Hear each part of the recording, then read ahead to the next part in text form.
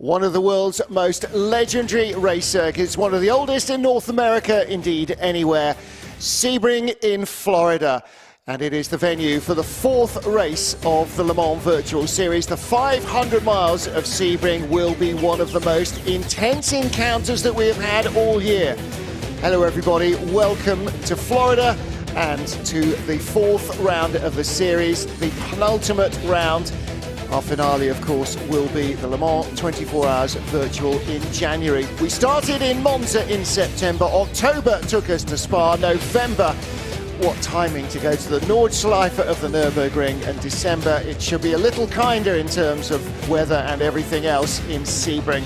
And then the big one, Le Mans 24 Hour Virtual, with all of our regular championship contenders and a whole host of new entries.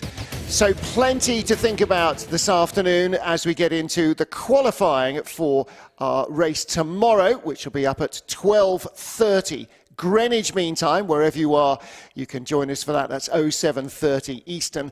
So we have qualifying this afternoon for our GTE cars and for our LMP cars as well, and that will give us maybe some indication of what we can expect from the probably 4.5 hours of racing that we've got coming up from Sebring on Saturday. Hello everybody, my name's Martin Haven, delighted to have in the studio with me as ever Chris McCarthy to talk about the prospects for the weekend. And Chris, it's a track, surprisingly, that is relatively well known. I mean, Sebring, Daytona, Le Mans, the big endurance classics, Petit Le Mans has joined them in the last 20 years or so, but these have been real cornerstones of sports car racing since forever.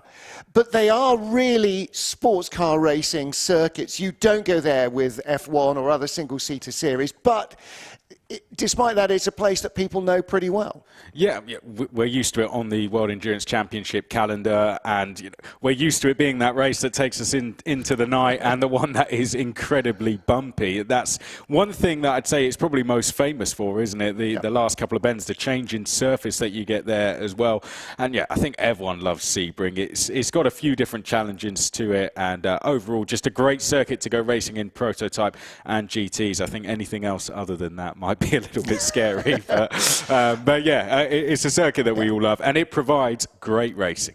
Well, they don't race Indy cars here, but they certainly do pre-season testing with Indy cars at Sebring. And yeah, Sebring's motto, respect the bumps. The not quite so often seen hashtag is half as long and twice as hard, which is what the Americans like to say. It is a real car breaker, a real body breaker. Now, obviously, physically, maybe not quite so demanding in the virtual world as it is in the real world, but the demands on the dynamics of the cars are going to be exactly the same. We'll see less of that in qualifying. We'll see a lot more of that in the race, particularly because this place is concrete, not asphalt, and it will evolve quite rapidly as the weather changes during the day. So let's take a look at the Sebring circuit. Well, initially, like Silverstone, it was a World War II airbase. So the concrete runways and the concrete taxiways are big and wide and fairly bumpy, because underneath the tar there is still that broken concrete. And Chris, 5.9 miles, it's a pretty long lap. There are some long, fast straights, but there are some very tricky corners as well. You know, from turn one, which is so easy to crash on, to the final corner, Sunset, which is so easy to crash on. yeah, track limits is, of course, going into there is the thing there, but they can use all of it on the exit. Use it at your own peril, isn't it? Because the tyres come at you very quickly. But yeah, that run all the way down the Ullman Straight and down the start-finish straight and then round Big Bend provides two heavy braking zones, which is going to provide a lot of overtaking. So I'm sure in the first few laps in particular, we're going to see them all bunching up into there. But a circuit that is fairly kind to you when it comes to traffic as well. It's fairly wide in places, isn't it? So that means we shouldn't get too much problems when it comes to the prototypes lapping the GT cars, which should be good. Exactly right. In the real world, there is plenty of space to get by. In the virtual world, I don't see why that would be any different. We will wait and see what the race throws up at us, though. So what about Le Mans Virtual Series? If you haven't joined us before, if you stumbled across us by accident, congratulations, well done. Where have you been? Well, let's find out a little bit more about the series. Lewis McGlade is our guide. Le Mans Virtual Series explained. The event will be run on the R Factor 2 platform and includes a 38-car field, which will be up to more than 50 for the series finale, multi-class driving between Le Mans prototypes and GTEs. There'll be driver changes, dynamic weather, and day-to-night transitions. The season would begin at the Temple of Speed with the 4 hours of Monza before we head to the Circuit de Spa-Francorchamps for round number 2, a 6-hour race, and then the 8 hours on the legendary Nordschleife. 500 miles, the only distanced race as we head to Sebring in North America, and then it's the big one, the 24-hour of Le Mans. The rules of the series include that each team must contain at least one professional driver, which will be up to 2 for Le Mans. Each driver will have to meet minimum and maximum driver times. Teams will work to create their own setups to optimise performance. Full simulation includes the use of fuel and tyres. Mechanical failures such as engine and brake failures will be included. Damage will affect the car but can be repaired in the pit stops, and stewards will oversee on-track action and will apply penalties if required. The prize pool is $250,000 across the series, half of which will be in the series itself and half of which will be applied to the 24-hour finale. It'll be split equally between each category, and the top 10 finisher receives prize money according to the positions in the series standings.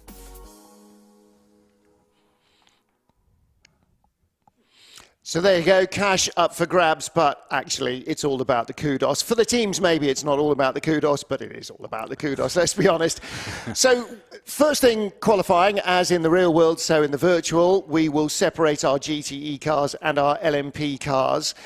And as we so often see, qualifying is very different from racing. The car is stripped out to just a few litres of fuel, the bare minimum that you can get away with, and the most extreme tyre angles and so on that and lowest tyre pressures that you can get away with, because you don't really have to survive long in the qualifying setup.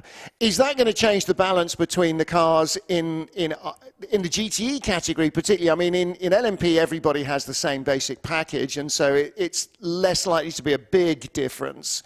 Are we going to see an unusual qualifying or an unlikely qualifying on pole? We haven't really seen that throughout the season so far, have we? It's been the battle of BMW, Porsche. Likely that's going to continue. That said, we had, of course, a Corvette finishing second last time out, which was great. Home race for them as well. The Ferrari holds the lap record here in GT Pro as well, so that's going to make this quite interesting. But yeah, overall, we tend to see those that are racing towards the front, qualifying at the front. It really is that battle of the BMWs and the Porsches. They've shared pole so far this season, so who knows? They're going to put their specialists out there. Whoever feels most comfortable with Sebring is going to go out there. I know BS Plus competition, they've put in a bit of a Sebring specialist, so they're looking to go for pole. So yeah, whoever's been setting the quickest times will go out, and of course they'll lean the car towards its optimal one-lap pace. So yes, we could see the odd surprise. We've seen that sometimes this season, but overall, I'm looking forward to seeing if we see a different car on pole position other than a BMW or a Porsche. All right, well, there's only one way to find out what's going to happen, and that is to join the qualifying session. Live cars have just headed out on track. It is, as is customary, a beautiful balmy evening here in Central Florida. I was going to say Central Southwest Florida. It's not really. It's sort of about as plumb in the middle of Florida as you can get. It is prime Gator territory. So as you said already, Chris, BMW and Porsche have been the sort of dominant factors. Now, as in the real world, there is balance of performance going in to try and equate these very different dynamically vehicles, very different dynamically looking vehicles as well, with each other. But what you do is you try and balance the performance of the car and take the team out of the equation. So the machinery is the same, and that should hopefully allow the better teams, the better drivers, the better setup specialists to make a difference, rather than give the same car to do different teams and back it all off because one team is quicker than another. Yeah, we don't want one team with one car just steaming off into the distance. We want to try and level the playing field as much as we can. Of course, some tracks are going to suit some cars, and then other tracks are going to suit some of the other cars. But as you said, it's down to the drivers, and it's down to the drivers to find that optimal setup. That's the thing that's going to make the difference, particularly around here as well. It's a pretty tricky track. So yeah, I'm sure the teams have been working tirelessly at getting that optimal setup for the one-lap pace, and yeah, we'll see who's done the best job with it. And things we talk about in the real world that don't exist in the virtual world. You know, if this was the real world and there was a race in Florida in December before Le Mans in January, we would be talking about, okay, this is their final time to really run the cars against their rivals, to really get a handle for where they are, what they need to do in the next few weeks to really optimize their Le Mans performance or their performance versus their rivals. Of course, in the virtual world, you can literally sit on the sim just doing lap after lap after lap after lap at 100 different circuits to work tiny little elements of detail into your setup until almost minutes before qualifying for Le Mans 24 Hours Virtual. So it's a very different way of going about it to the way you traditionally think about racing. Coming out in front of the hotel, great view from the jacuzzi on the front there, by the way. Didn't ever manage to talk NBC into allowing us to do race commentary from the jacuzzi, but it would just have been a great shot as the sun went down with a race going on in the foreground.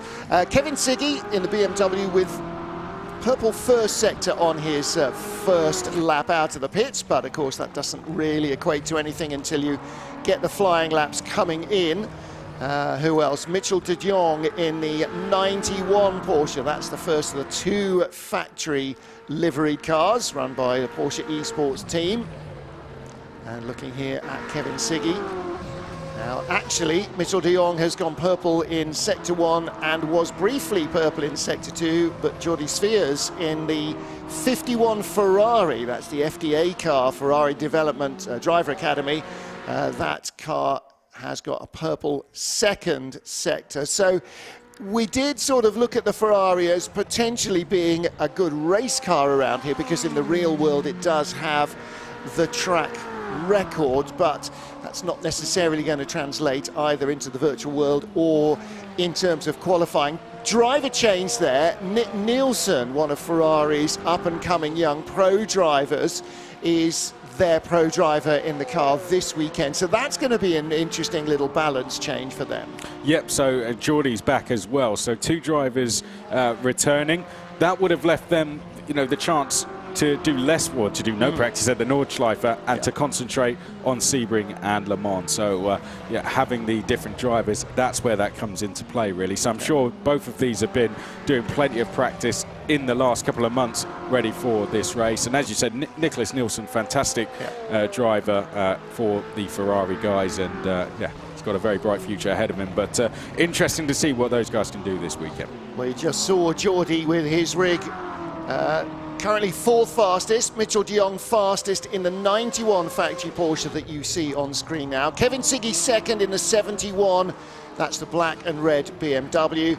Josh Rogers in the 92 Porsche, the multiple Porsche Esports Super Cup champion. He is third fastest. Jordi Spheres fourth in that Ferrari, the FDA car. And then the second of the BMWs is the 89 car. That's the BNS competition car with Jonas Raivio driving that. Dane Warren, sixth quickest in the 88 Proton Porsche. And the 77 car is not far behind that, Kevin Van Doren. So definite Porsche domination at the moment in the top 7. There are 4 Porsches, 2 BMWs and the lone Ferrari. There's the 71 car, Kevin Siggy in the inset picture. And again, purple second sector from him. And as he comes to the line, goes to the top of the pile with a purple sector 3 as well.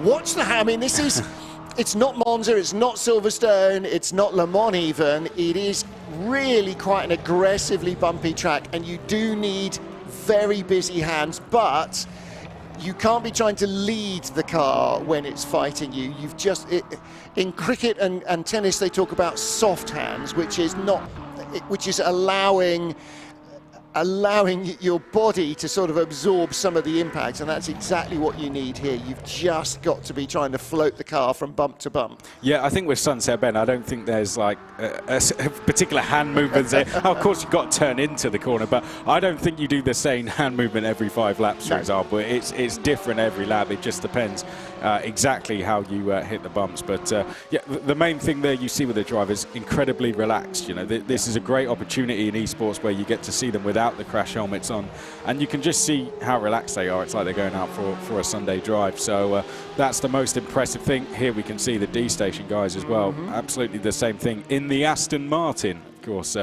Interesting to see how that one goes. Overall, they're a team with a lot less experience at this level than a lot of their rivals. So D-Station just trying to find their feet, and they've been just outside the top 10 every round so far. So we'll see what they can do this time. Tosha Najima, you can see there in the inset picture.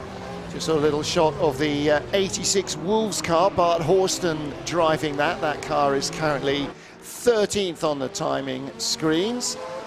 A good driver, Bart. Of course, racing in, has raced in F3, BRDC F3, or GB3 now as it's known. They had their best result last time as well, 10th place for them, so a much needed top 10. But you know, Bart very quick in single seaters. And I've seen him racing in other esports championships. He can drive just about anything around any track. So I'm looking forward to seeing how he goes in this one. Nice triple screen setup, and around here that's going to be important. We were talking about when you come out of the pit lane after your stops, as we come down the Ullman Straight, which is at the back of the huge paddock, and in real life that will be exactly as crammed with haulers as you see there, because that's where the IMSA WeatherTech Sports Car Series paddock is. The WEC paddock is a little further back towards the penultimate corner. But again, look at the bumps there, just really barreling through there with the car bouncing from bump to bump. It's almost like choppy water, but when you come out of the pit lane, you feed out onto the exit of turn 1, and so you really do need to have your eyes about you, because the potential for disaster is quite high there. Yeah. If two drivers are in each other's blind spots, it's going to be an absolute disaster, isn't it? And in the real world, your race engineer would be calling you to say that, you know, there's 2 or 3 cars coming down the straight, you know, you're safe after the blue Ferrari or the yellow whatever. But here it's not the case, and the in-game identifier will identify where close rivals are. But if it's a lapped car or a P car and you're a GTE car, then it's not really going to be of an awful lot of assistance to you.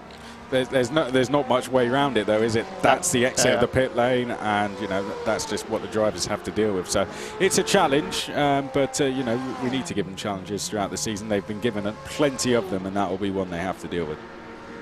With Mitchell de Jong, and you can see great looking background in that Coanda house in Germany, where they will be racing from. So the Porsche Esports team with 2 horses in this race, and currently Mitchell de Jong's second fastest. Another purple sector though in sector 1 from Josh Rogers, the 92 car. Mitchell is in sector 2 right now. Yet to take a pole this car this season, but of course is second in the championship. That's 7th last time.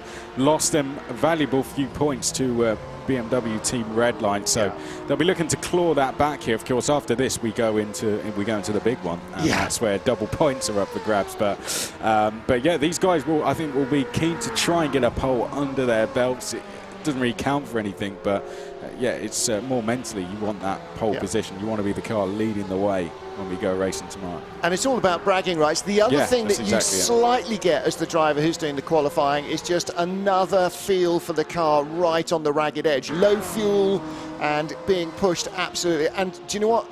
If it comes down to a really tight battle in the last 30 minutes, then that experience actually might be really, really beneficial, because the car will be jumping around, you know, tired, slightly worn out, tyres way past their best, low fuel, going into the sunset or into the dark, and just, you know, trying to rag the car on the absolute edge. Josh Rogers goes fastest of all, so he is up on pole in the 92 car. Purple sector 2 in the end. Kevin Siggy in the BMW, purple sector 1, so 0.09 quicker. There he is.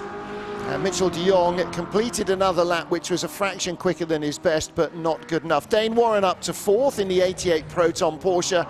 51, the Ferrari down to 5th place, 4/10 back. They haven't put in a faster lap for a while. Kevin Van Doren on an outlap, so to Hakkinen, Yuri Kasdorp and a bunch of the others.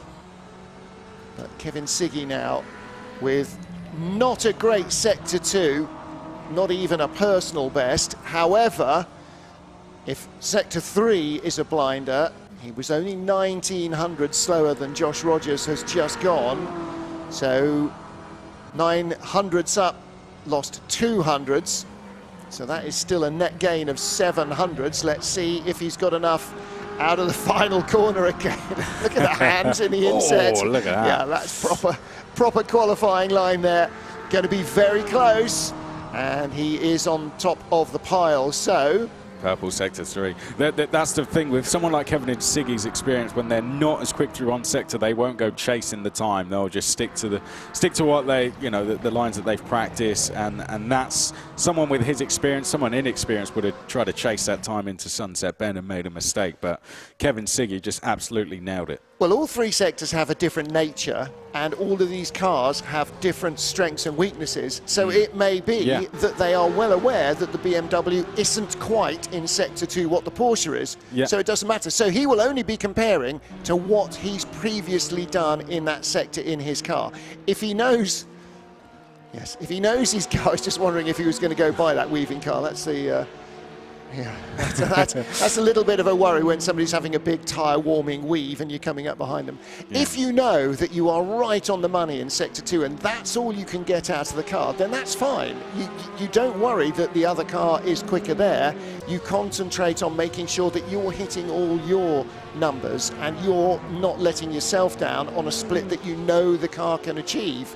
So you don't overdrive trying to chase somebody else's second sector time if you know that the BMW is not stronger there, or Sector 1 if you know the Porsche's weaker there. So, you know, you've really got to make sure that you are driving your car, not trying to drive theirs in your car. Yeah, you know your sector times and which ones are good and which ones are just a little bit off the money. So yeah, he would have known that. And there we go, 31.2 through the second sector. So he's got a little bit more confidence there in the car, and looks to be potentially pushing on here. You can see the gap to 5th place, half a second. So Kevin Siggy is absolutely flying. We're not used to seeing the gap like that. Oh, but he's going to pull into the pits. There we go. Late decision to come into the pits. Yeah, must have made a mistake through the through the final sector. Well, his first sector was nothing great to write home about compared to what he'd done before. So not too much of a major issue to bail on that. We just had a quick look at Yuri Kasdorp in the Red Bull Corvette. Not only the only Corvette, but also one of the most identifiable liveries. Currently down in 11th place, 1.1 seconds away. And here just another couple of spots behind them. 14th is the D-Station Aston Martin. So the second of the two Ferraris, the 66 car, is in 13th out of our 17 cars.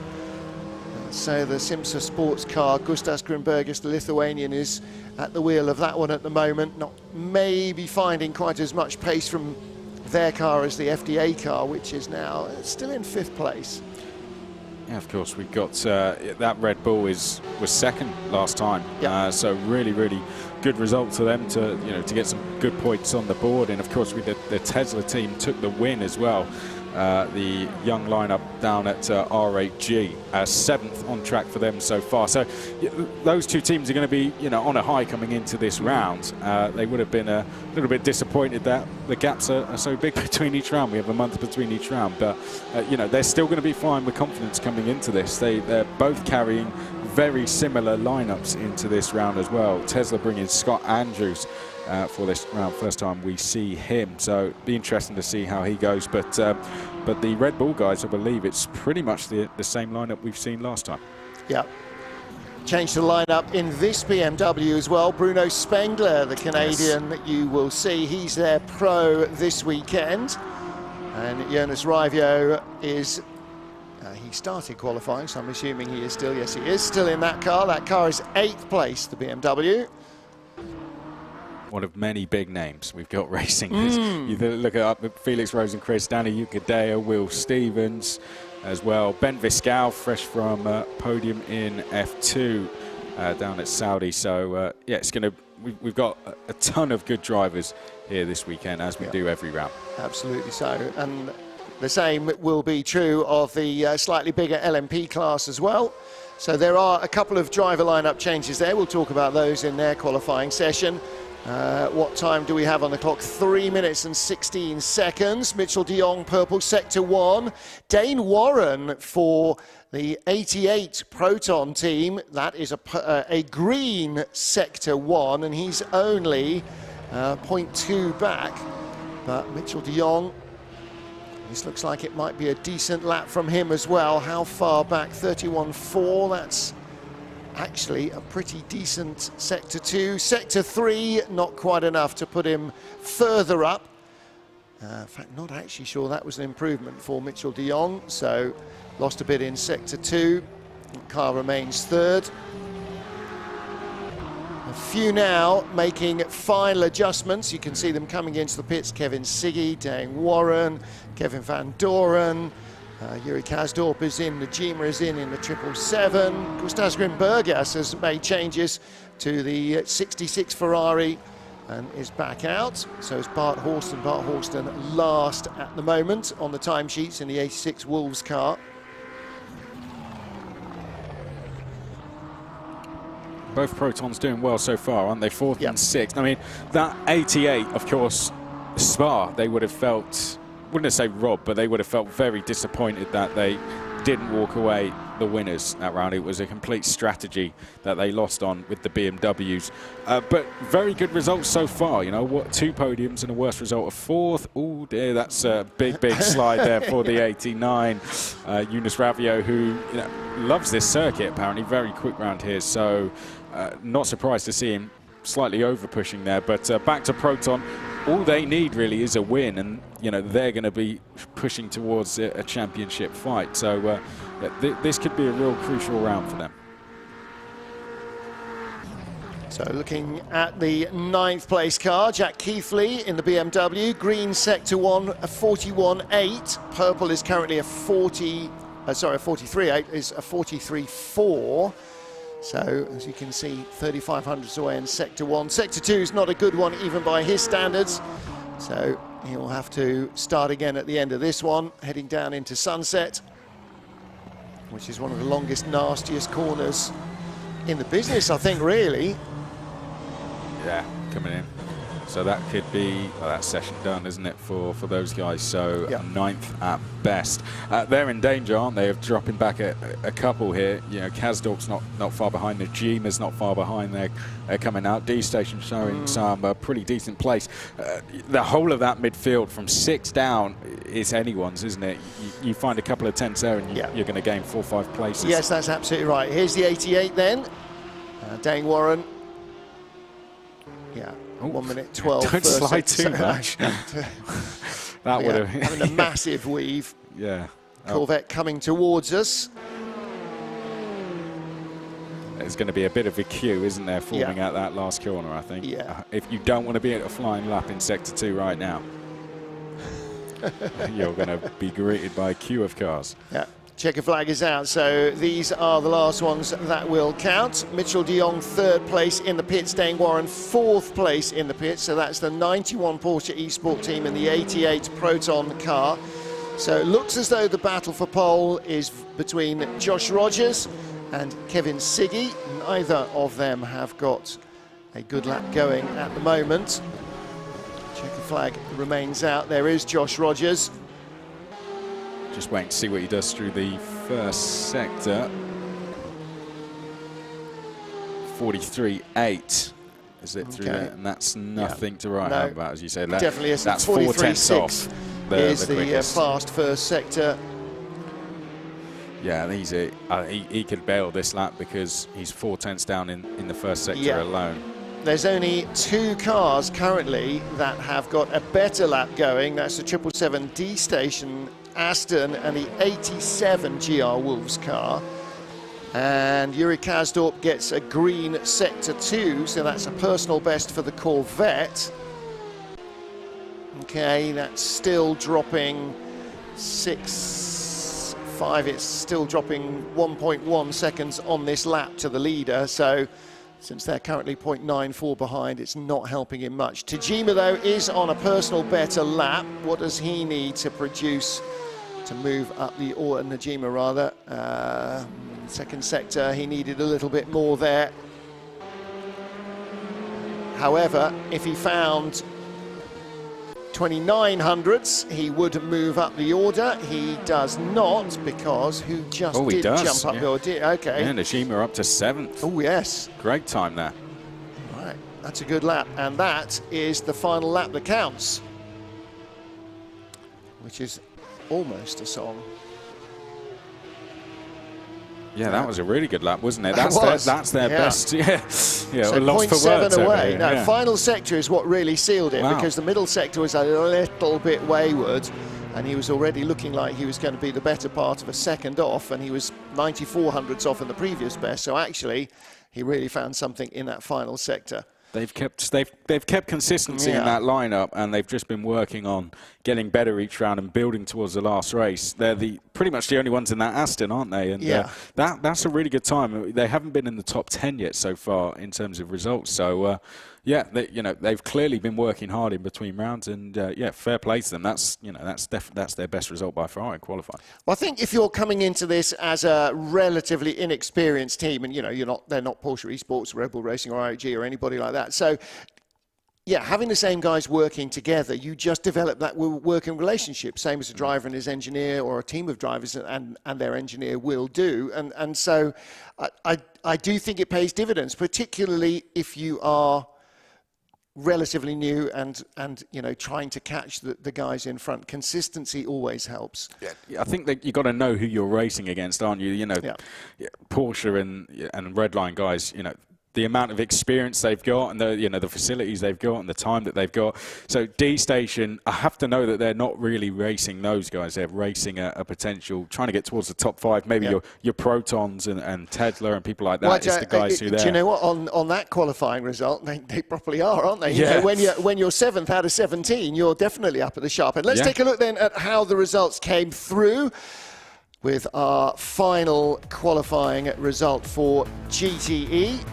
And the number 71 BMW, Team Redline, Kevin Siggy, setting the fastest lap by 1/10 of a second ahead of the 2 Porsche Esports team cars, Josh Rogers in 92, Mitchell de Jong in 91. Dane Warren, another Porsche, 88, the Proton car, and then FDA, the Ferrari, stayed in 5th place, although the positions changed in front of them. Their position barely changed from the beginning. And look, they were just 5 thousandths away from row 2 of the grid. Then the 77 Proton car, and suddenly, boom, D Station in there with the Aston on that final lap ahead of the R8G. So a big result for D Station. And then page 2, behind all the BMWs. Lots and lots of BMWs. Next up, you get the Red Bull Racing Corvette, and then Wolves Team Project One, and the Simsa Esports Ferrari in there with all the other Porsche runners. So that Ferrari clearly not quite with the pace that we've seen from the FDA car, which is the sort of factory-blessed driver lineup. But that's perhaps entirely not a big surprise, because those guys are maybe lacking the experience, or maybe lacking the backup, or maybe lacking the the setup help that the FDA car has got. And overall, they've just had a much more challenging season, haven't they? Yeah. Simsa seem to be finding accidents all the time. Last time they got their best result, but other than that, they've really struggled, haven't they? They've been in the thick of it and in the wrong way. Yes, exactly right. And you've just got to hope that the bad luck magnet isn't fitted to the car this weekend, I suppose. So there we go. That's qualifying for LMGTE. Of course, the next time they qualify will be on the Circuit de la Sarthe. So let's have a little think now about the Le Mans 24 Hours Virtual.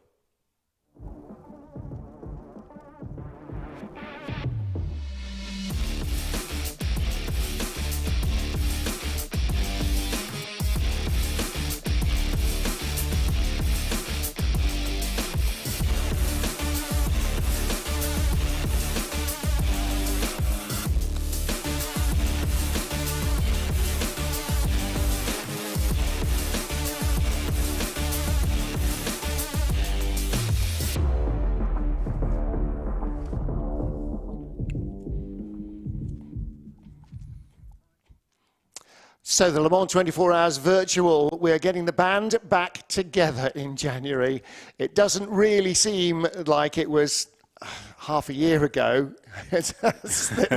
All that craziness happened, but here we go again. And for everybody here in Sebring, Chris, that is the big focus. Not just because it pays double points, but also because it pays half the money, and also because it is the big name, isn't it? You know, the Le Mans 24 Hours, whether you're a real racer or a virtual racer, it is absolutely one of the marquee events. Yeah, you want to win the 20. If you win the 24 Hour Le Mans, all of a sudden winning the World Endurance Championship, you're not too fussed about it. It's exactly the same, isn't it? If you win that 24 Hour Le Mans, everyone's going to remember it. So that's the one you want to win. Of course, for these guys, they're fighting for the title as well. But when we going to get some new entries coming in for that race, they're going to have nothing to lose, mixing it up with people who are fighting for the championship. Yeah, it's just like the real thing, isn't it? It's going to be absolutely fantastic. And that's exactly right. And that's exactly where the virtual world sort of mirrors the real world. Is there are a whole load of exciting names that are sort of circling, waiting to see whether or not they're going to get an entry, and then once the entries are selected, exactly who gets to drive the cars as well. So I think over the Christmas New Year period, we're going to see a few releases. And just stay tuned, basically. It's like the advent calendar of extra. What's behind the first one? Okay, so for next year, that's how we're going to do that. It's going to be 24 days. Every day we'll have a new driver or a team lineup announced for Le Mans. I think that's absolutely a thing. I've just made that up now. I've said it. It's happening. And the other thing is it is double points. So we mentioned it in qualifying. So if you're leading a championship by 20 points, you can lose it very, very quickly. So this round, Sebring is all about just staying within touching distance of those leaders, and if you're within touching distance, you've got a chance of winning the title. There's no two ways about it. We've seen anything can happen in motorsport, can't we? So and there's exactly the same in esports. Anything can happen. That's exactly right. I mean, it's like the Indy 500, Daytona 24, Le Mans 24 Hours. You've just got to be there at the end to fight it out, and that's exactly the same thing with the season. You can't be fading away during the course of the season. You've got to be there in a position to win the title at Le Mans. Of course, with 50 points on offer. Yes, our leader in LMP2 has got 50. The last car has got 0 points. So effectively, they could tie for the lead. Except on countback, they won't have won as many races because they'll only have won one. But you get the drift that it can turn the entire thing on its head. So, I mean, the rule at Le Mans is you've got to still be there on the lead lap at lunchtime on Sunday. Otherwise, you're not really in the fray. And so we get all the way through these 4 races of very different natures and very different lengths, and then we get to Le Mans, and then you sort of reset and have to almost start again. So, all right, that's Le Mans. That is all for January. We'll all be trying to get rid of our Christmas waistline by then. And this would normally be a very good way to do it, to come to Sebring in Florida in February and sweat those Christmas kilos off in a race car. Not that many race drivers are going to have too many Christmas kilos. LMP qualifying is underway, so the car's heading out of the pit lane. And again, 21 cars out on track. Couple of late departures from the pit lane, but only 3 cars not going out there. A few little driver lineup changes as well, nothing major or wholesale. In fact, the last man who is still in the pits, no, he has just left now, Mato Homila, Slovakian touring car driver. In fact, he's not doing qualifying. The name just changed as it's left the pit lane for ARC Bratislava. So it wasn't Mato Homila, he was just the first in the list.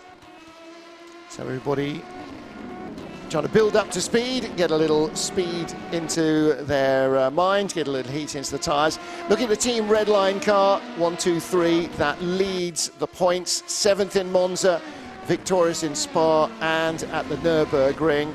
And that gives them a 50-point total for the season so far.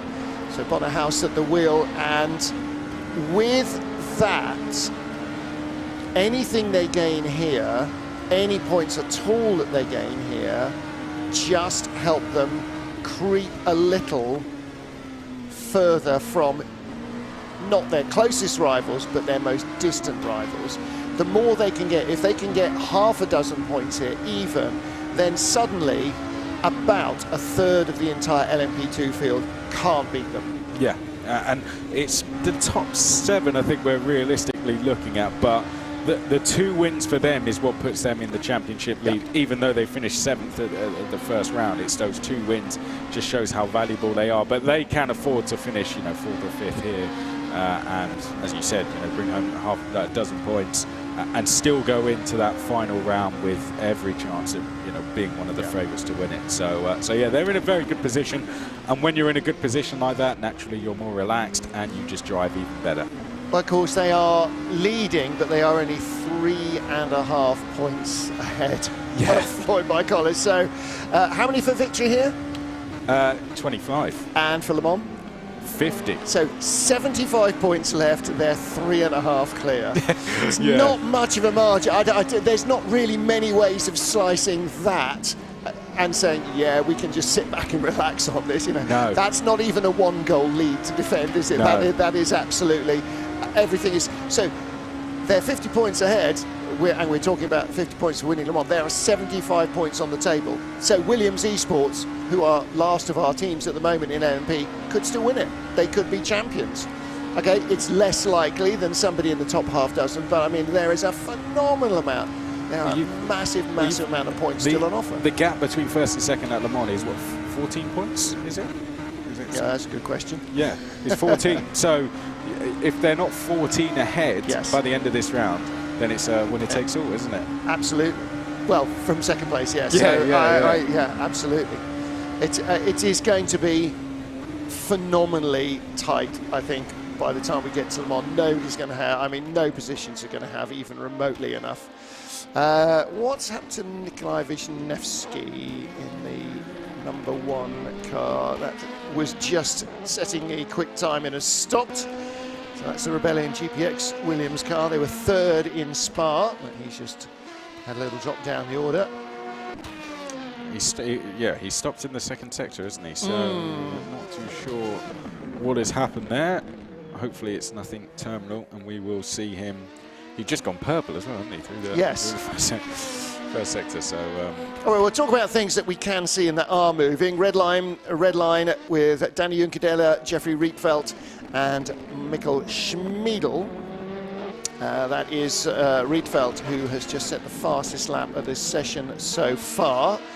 So, Real Team Red Line Hydrogen, who are currently lying in 5th place in the series. This is the team that have scored 1 point since they won that race in the first round. It's they've had when they won that race, you thought, right, these guys are going to challenge for the title, but since then they've only had 1 point, and it's just seeing them fall behind rapidly in the championship. They need a win here. I don't think they can aim for anything less than that. Well, I'm sure, as with everybody else who goes out, or almost every single team in this LMP field, they will be trying to win these races because the cars are equal. The cars are the same. They've got exactly the same weapon as everybody else. It's just how well you can use it, how fine the detail is in getting it sorted out. But you're right, I mean, as with every championship, it's not the points you get, it's the zeros that kill you. Yeah. Those are the ones, that is, every one of those zeros is a torpedo below the waterline. Yeah, they're the only team within the top 10 that have DNF'd this season. So that is really, really cost them. And that was at, the 6 hours of Spa race. Not a place you wanted it to happen at all.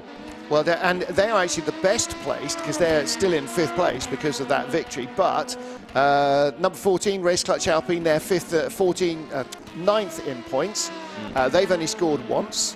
And Rocket Simsport, they only scored in Monza as well. They got 0 points in Spa and the Nordschleifer, and they're 10th in the points. So, there is that distinct cut-off in 6th place of teams that have scored in all the races, and voomf. Below that, everybody else has either not scored enough or not scored in all of the races, and that again is really just detrimental. We say they've scored 1 point, but that was the point that you get for just finishing. For writing your name correctly on the top of the entry list. Exactly. So they haven't actually scored properly any points since the first round. No, it's been pretty brutal, hasn't it? And those other teams, they said they've brought it home, and that's been enough for them to just pick up points since their really good results. So yeah, that's just the brutality of the series, isn't it? You've got to bring it home, and that's been proven by the likes of the Rebellion teams, who have both just been finishing. They've got a podium each, but other than that, nothing spectacular. But they've been bringing it home, and that's kept them up the top. And of course, Floyd by Collars yet to take a win on their second, so they're going to be absolutely gunning for victory here before we go to the 24. Podium finishes last time out. Fordzilla, the 996. Where are they? They are a long way back down the qualifying order. In fact, they have not set a time yet. Nuno Pinto. So there are 1, 2, 3, 4 cars have yet to actually set a time, which is why you're only seeing 17 there. There's Nikolai Wisniewski,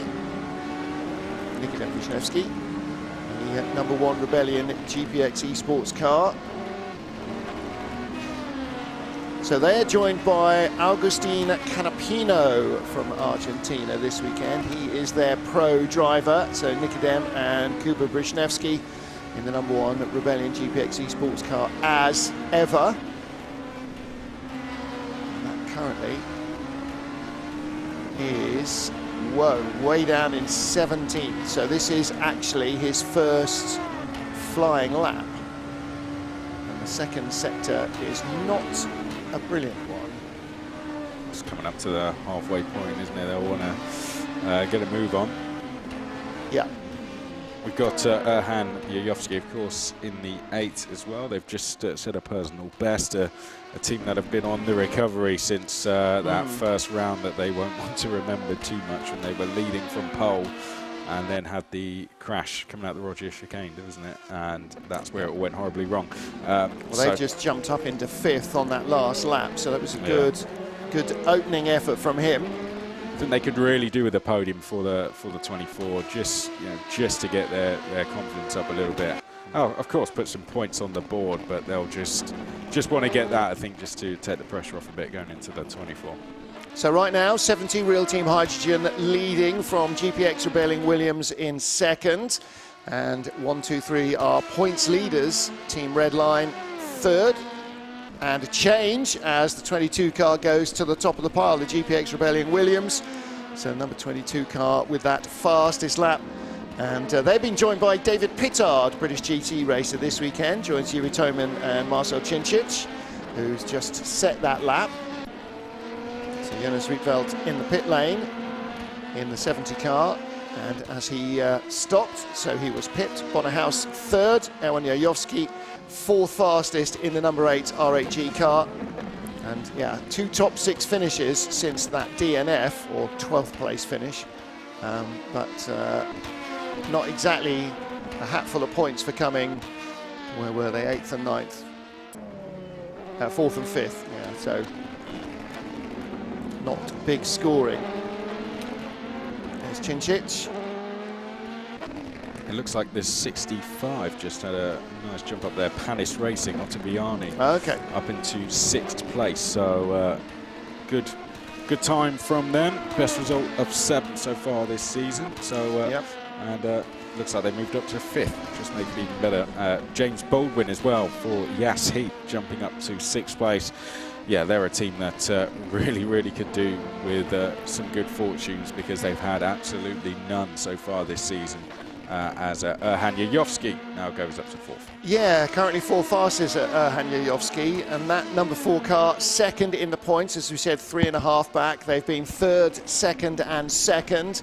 That's what you call knocking on the door of a win, isn't it? Yeah, and they've just been so consistent, but they just and when they got pole last time, you felt this is it, this is when they're going to take the win. Just didn't happen for them, but yet the consistency means they're only 3.5 points behind the leaders without a win, so they're in a very good position. You just got to rack up the points, and again, the only team in the top 5, as you mentioned earlier, Real Team Hydrogen, that 1 win and then 0 point in the 2 remaining races. That's just dropped them from what was the championship lead after the first round in Monza back down to 5th place and in free fall, essentially. And unless they really pull the ripcord and stop that happening, then their confidence is going to be just dropping all the time, isn't it? And it's going to be hard for them, really. They almost need to hit the reset button, say, you know, let's just get a good result and focus on the 24. That's it. I think a team like them, they know they can win. The championship is really out of reach, you know, unless, you know, a lot of problems happen. So for them, I think it's just focus on the 24 now. Well, I think so. You know, you talked about how when you've just had a really good result, a month between races is too long. And I was thinking at that stage, yeah, but if you've had a real kicking, then a month between races is not long enough. Look at the gap between 4th place and 7th place. 0.214 behind, 4 thousandths behind 3rd is 4th. Wow. And then 4 thousandths between the other two. And the gap then of 5th to 6th has just narrowed as the number 1 car has leapt into that gap. The Rebellion GPX Esports car has instead of being 0.29 behind 2.1, it's now 0.27. So we're talking there 57 hundredths of a second, and then 75 to 90, 15 thousandths of a second, and then 4 thousandths of a second. That's quite a gap, 4th down to 8th. That's 5 cars covered by the blink of an eye, or taking one bad bump wrong in sunset. You know, that's what makes the difference in a lap that's that close. And the 9th and 10th are split by 6 thousandths of a second. Yeah. So they all seem to be breaking off and split by hundredths, if not getting thousands. closer and closer, aren't they? Yeah, absolutely. And 28 thousandths 1st to 2nd is not exactly the massive margin either. No, not at all. Not when you've got someone like Baldwin as well in the car. You know, he's very, very quick, was fastest gamer. So let's see what he can do in this one. And we're jumping on board here with the Alpha Industries by Collis team. Yet to really make a showing in this session, haven't they? Richie Hoyer in the car. Don't know what they've been up to, but he did qualifying last time out as well, didn't he, at the Nordschleife? Yeah, we haven't really seen them make a statement yet. He said, yeah, I've just had to spend a month on the Nordschleife, and I would have preferred to have done literally anything else with my time. Well, he's just jumped up to 7th on his first strong flying lap. Erhan Yayovsky in 4th place. Another better lap for him in Sector 2. And only 11 hundredths away from the fastest in Sector 2. Looking at the 38 Jota car. That's currently in 12th place. And that is Ferris Stanley from Indonesia who's driving that in this session. And was that an improvement? The train for 4th just gets bigger, doesn't it? It's back to 10th now with Baldwin on the last seat. It's look at that, 4 thousandths between 8th, 9th, 10th. Absolutely crazy. Yes, absolutely. Well, if you're 2 tenths back, you could be 4th or 10th. Exactly. Oh, okay, now there's the group. Erhan Yayovsky goes to the top of the pile, so another better lap for him, but not one purple sector in it. And that sort of goes a little bit back to what we were talking about before, is you don't necessarily worry about what the best sectors everybody else is doing. It's maximising what you can get out of the car. So the Macedonian driver with a great run. That shows that he can. There's more time in that car, even though he's just gone quickest. Well, but in some cases by 2 tenths, he's still got more time in it. He's got time in every single sector. Yep. So yeah, that's a worrying sign if you're the chasing driver. Well, he was 11 hundredths of a second off in Sector 1 alone. Patel there's frustrated at something. Yeah. In the number 10. Just as well I can't lip read much. Yeah. Yeah, he's incredible. I mean, Marla have had an incredibly frustrating season. Has been a bit. They're in 11th place at the moment, and 35 hundredths back. And in this season, I don't know a race where something has happened to them. The first round they started, I think, almost dead last, and they moved up the order nicely. But other than that, it's just It looked like they were going to start having a good season, and then, the wheels have fallen off the wagon a little bit, haven't they? 19th and 18th in a field of 21. And in fact, we had Williams Esports didn't even start Yeah. in the Nordschleife, and there was a retirement as well from ARC Bratislava. So in fact, they were the last running car. Well, Williams just they need weren't quite the real team hydrogen. Williams are the only team across both classes with 0 points because they have not finished a single race. Last time they retired, didn't they, before the race? They pulled out, so you just hope that they can get a finish on the board. It doesn't matter where it is, just anywhere, just finish. Yeah. Jonas Rietveld, you just saw diving into the pits, 2 minutes 45 on the clock. And the sun dropping down through the trees. Here's Michi Hoyer again on his out lap. So he's made a few changes. In fact, this is the third time that car has been in the pits in the session, which is going some. So for all their practice and all the time they spend trying to fine-tune the setup, and you know, this is the real world as in the virtual world. You know, the track moves away from you or moves towards a different direction, into a different direction to the one that you thought it was going towards. So Sione Simoncic is actually going very well here. It was a pretty decent first sector. It was a 10th off the quickest, but he's done a personal best through the second, so we could see him challenging the top 3 with this time as he comes up towards sunset.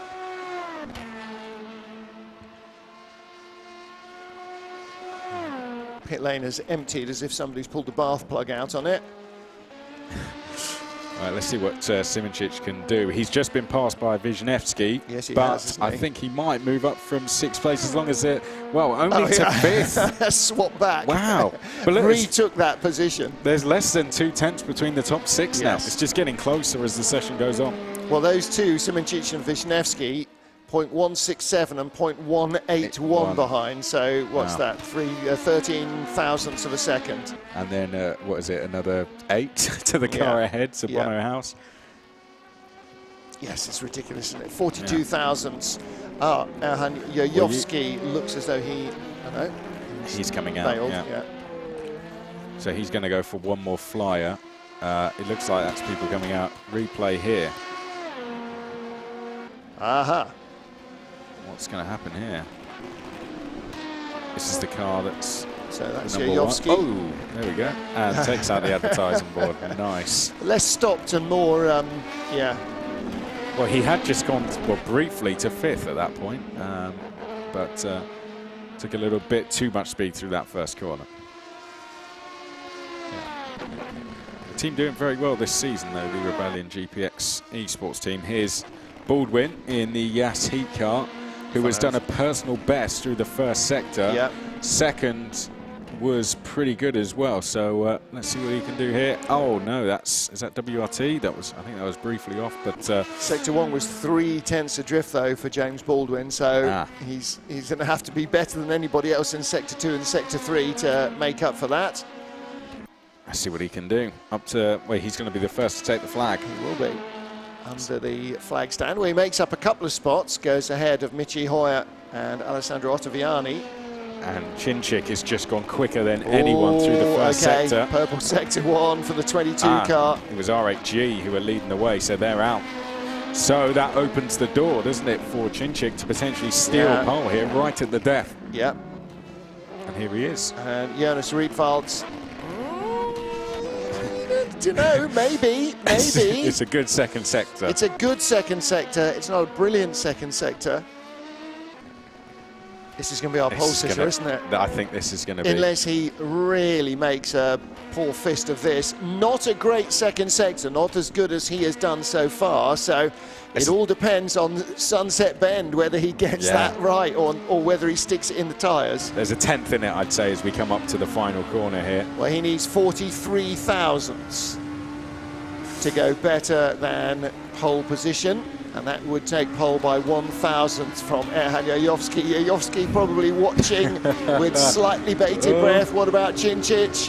What does he do? Doesn't get it. Does get it. 12 hundredths of a second. Oh, and as Lewis said to me earlier, that's the team that's qualified second at both the last races.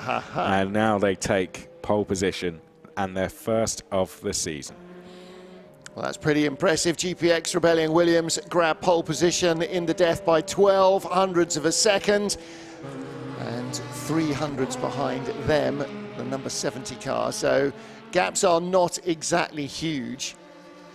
I'm not really expecting that race pace will be that much different in terms of the gaps between the cars either.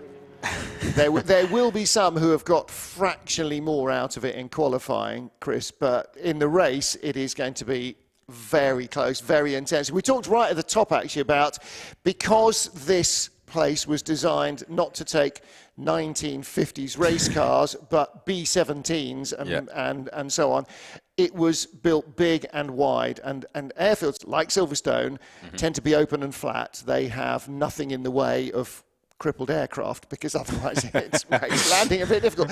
So there are good sight lines. There is a lot of wide tarmac to be racing on, and so we could see some very close racing. It's not going to be a lot of follow my leader, even like Monza is, because, you know, there's one line through everywhere. You've got to wait for a big mistake.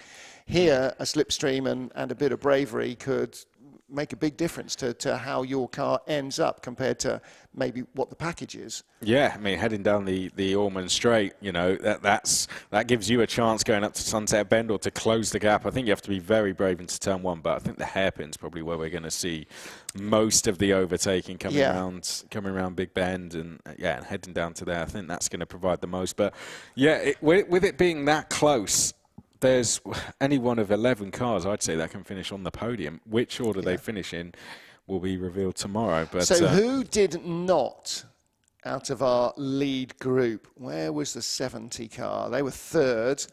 Okay, so 123, they were fourth, our points leaders. 22, they've taken pole position. Fourth place, the number 1 car, that's in 6th position.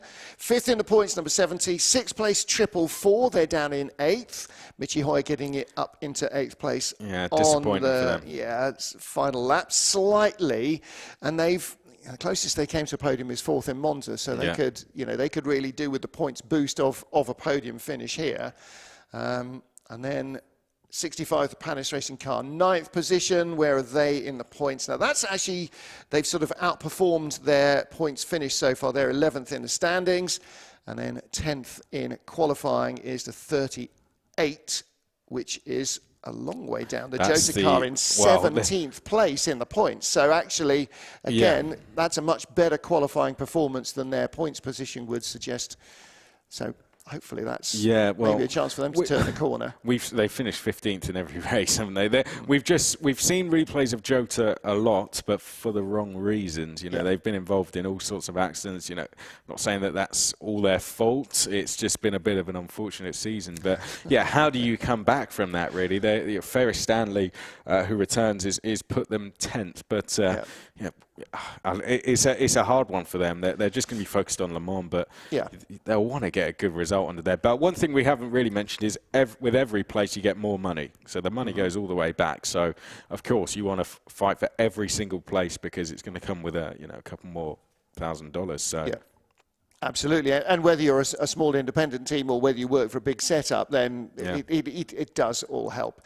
All right, so let's take a look at how they ended up with that Chinchich lap on pole position, right in the sun's last gleaming. So GPX Rebellion Williams taking pole position by 12 hundredths of a second from R8G, 7 hundredths further back, 70 thousandths was the real Team Hydrogen car. 89 thousandths further back for Team Redline, 8 thousandths back for Floyd by Collis, 14 thousandths, 27. I mean, we talked about how tiny the gaps were, and then 9 thousandths back from 8th to 9th, and 2 thousandths 9th to 10th. So if you, I mean, how do you find an extra thousandth of a second? I don't know, but you know, it's just, again, you know, some really tiny margins all the way down the field. Look at Fordzilla in 18th, 7 thousandths behind the number 14 Alpine. So some very, very tiny margins. The biggest in the entire field might be 18th to 19th, 2400. Yeah. That's it. That's one position. That might be the. No, I beg your pardon. Look at that. 20th to 21st. That's 6/10. So that is the biggest one. But yeah, I mean, ridiculously tight. That's disappointing from Fordzilla, isn't it? We haven't really talked about them a lot. You know, podium last time out. You think, right, this is and they have showed pace throughout the season. That was no fluke. You know, they got there by their own accord. I expected them to push on here. I really did. I thought they were going to challenge for at least a top 6. So for them to be all the way down there, there's always a reason, isn't there? Every time you speak to a race team, there was always a reason why they finished there instead of, you know, one place. But yeah, surprised at that one. Well, but again, you know, it is qualifying, and it's only a 120-minute session, one driver, and the whole deal with the race is that it's going to go on a lot longer. All the drivers are involved, and so that's then going to change things around. Sure. Yeah, you look at any race championship, there will be guys in any team who are just better at qualifying. Yeah. Not only better than their teammates, but than a lot of other guys who they're out qualifying with. So there is that sort of wild card element almost to take out of it.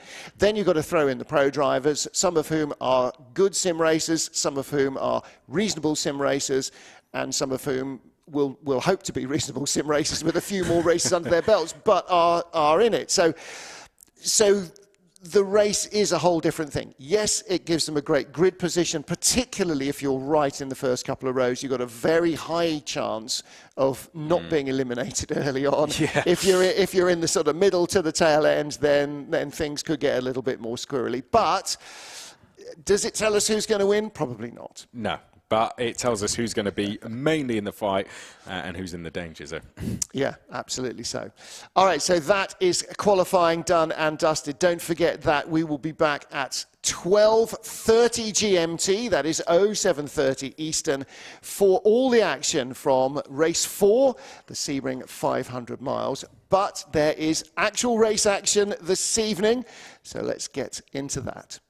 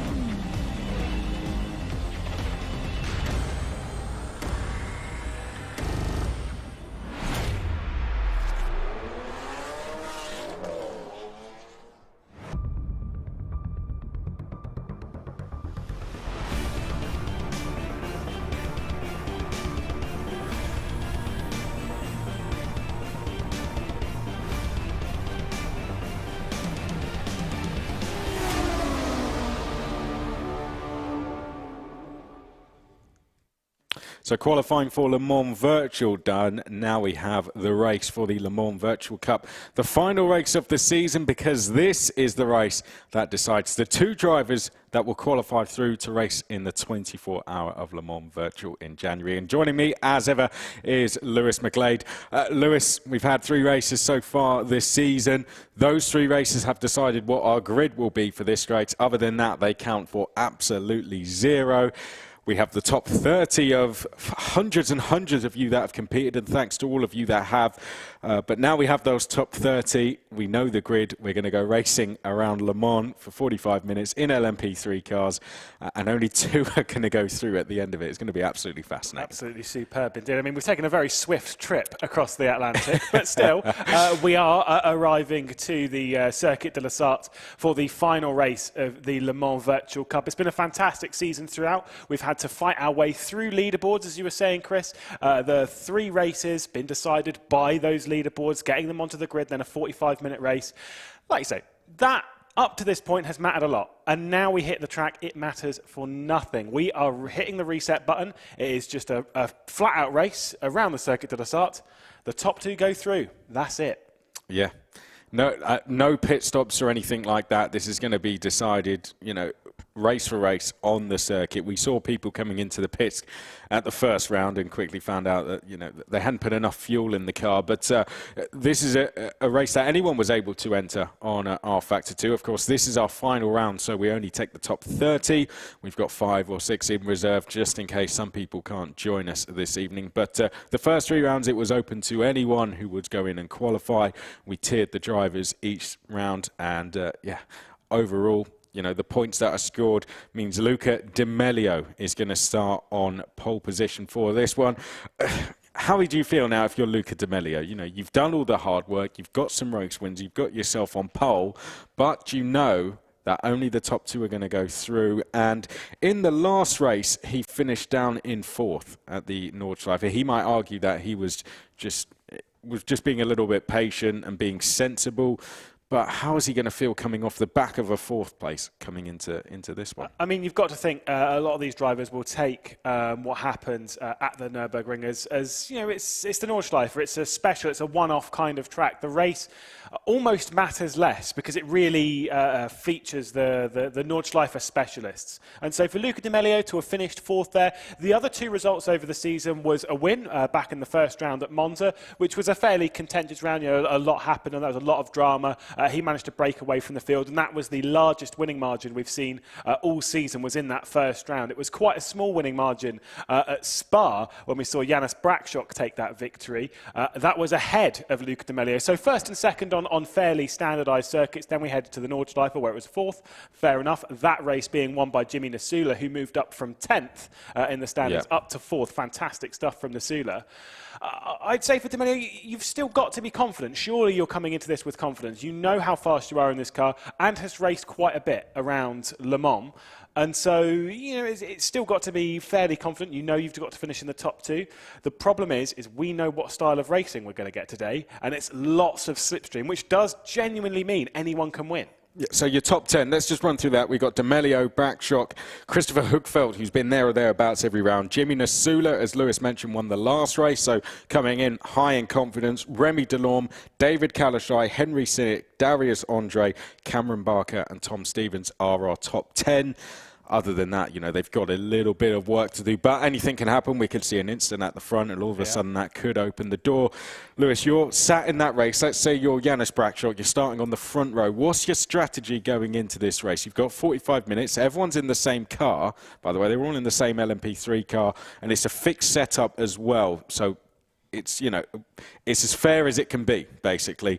But if you're starting on that front row, what's your plan going into this race?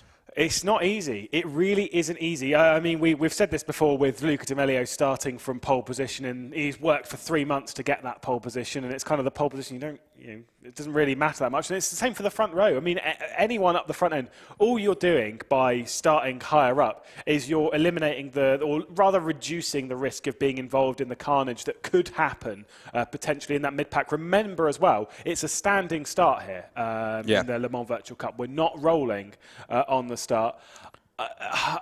You've got to just play the long game in this race. I know it's a sprint race. I know it's, you know, it is classified as a sprint race. You've got to play the long game, sit in the slipstream, wait for your chance, make sure you're there at the end of the race. We're getting very, very close. Of course, this is going to mean a huge, huge deal to them. They get to race on the 24-hour of Le Mans Virtual. Only 2 of them get to do it, but we don't know what team they're going to be in yet. They don't know, but they get to be in, you know, with a couple of professional drivers racing on the biggest stage we've ever seen in esports. So to these guys, what does that mean to them? Because they're not professional esports drivers, really, are they? So for them, this is a real big deal. Yeah, I mean, a couple of them, we've got some really, really talented drivers on this grid. There is no doubt, stars of the future, of course. I mean, even for some of them, stars are a little bit of the past, and even stars of the now, to be fair. They're all on this grid. Some of them are vying for their first opportunity on R Factor 2. This, though, is such a cool prize for a series, because yes, prize money's all this and that, but to take part on a grid containing some of the biggest names, not only in sim racing, but in the motorsport world as well. That's an excellent opportunity. We know plenty of drivers that were looking at Le Mans Virtual last year thinking, wow, I'd love to be on that grid. This is their opportunity. And, you've got to this point. You've worked for 3-4 months to get to this point. There's a lot on the line. Yeah, I just can't imagine what Luca D'Amelio's feeling, you know, coming into this, the leader on pole, knowing full well that one mistake and that's it. You know, that's his chance. That's all the hard work gone. So yeah, you know, we've got to put them to the test because the prize is that big. We really have to put them through this. Let's talk quickly. LMP3 cars around the Circuit de la Sarthe. What do you make of that combination? I mean, what a great combination. Of course, seen them in the real life. Here we go. Well, this is here we go. Yeah, this is straight in. Right, so Luca D'Amelio in the number one. Oh, no, contact almost there. Christopher Hookfeld comes flying down the inside. Luca D'Amelio is going to go back round the outside, and he is going to resume that lead. A very, very bold attempt there by Christopher Hookfeld. Now, as they came into the Dunlop chicane, yellow flags out already. Looks like Remy Delorme, that might have been, apologies, in the number 5 as they now come up towards Tech Rouge. And a good start here from D'Amelio. Might have done enough here just to almost break the toe, but almost a hectic start there. Almost went all disaster for Luca D'Amelio, but he's managed to recover it and still leads the way, Lewis. Yeah, superb stuff, and this is where the slipstream's really going to come in as they'll all dart their way coming down towards the first chicane of the Mulsanne. Luca D'Amelio, who has that lead at Delorme with a fantastic start, is now putting him under pressure. Focus back on about 7th place as George Whitehouse has moved up a fair few spots as well. It's pretty dicey, as we were expecting. One driver missing from this, though, is Janis Brakshock. Not sure where he's gone to on the start. Well, we'll try and investigate that one, but this is the key. You have to be with the top 2. Have to be with the top 2. So these guys behind just need to work together. It's a long, long race. You need to be there at the end. So they'll be trying their best, I'm sure, to work together here because they can see at the head of the field, Luca D'Amelio is already escaping there as someone trying to come down the inside. This is your battle. I think that's Avachizit coming down the outside in the number 12, and he's going to go up the inside then into the second chicane. Little bit of contact there, and I think that's Kalashai who's going to hold the position. But all good and well battling for 4th, but look at the top 3. They're escaping, Lewis. This is what we were talking about beforehand. If you battle out this hard, you're going to allow the top 3 to escape, and this is why we need to play the long game in a race like this. Look at that from Stevens, back to the inside, going to make it 3 wide down towards Mulsanne corner. 4 wide in the background. Oh, this is going to get messy. Wow. Well, Tom Stevens there. I think they're starting to settle down a bit, but driver briefly on the gravel there, Kalashai, and they just need to decide who's going to do the leading, who's going to do the following here. You know, just swap round every lap we get onto that Mulsanne straight, because right now the leaders are getting away very quickly, and if they don't battle, then the work in catching them becomes extremely difficult now as we make our way up towards Indianapolis. Yeah, this is a little dicey. All into the barrier as well, further down the order. Kind of expected to see a couple as we're going to go 3 wide down into Indianapolis as well, just ahead of shot. At the front, though, everything is nice and clear. I think we might even be seeing a top 2 breakaway because someone's off. No, who was that? That's Whitehouse. Is it in the 12, is it?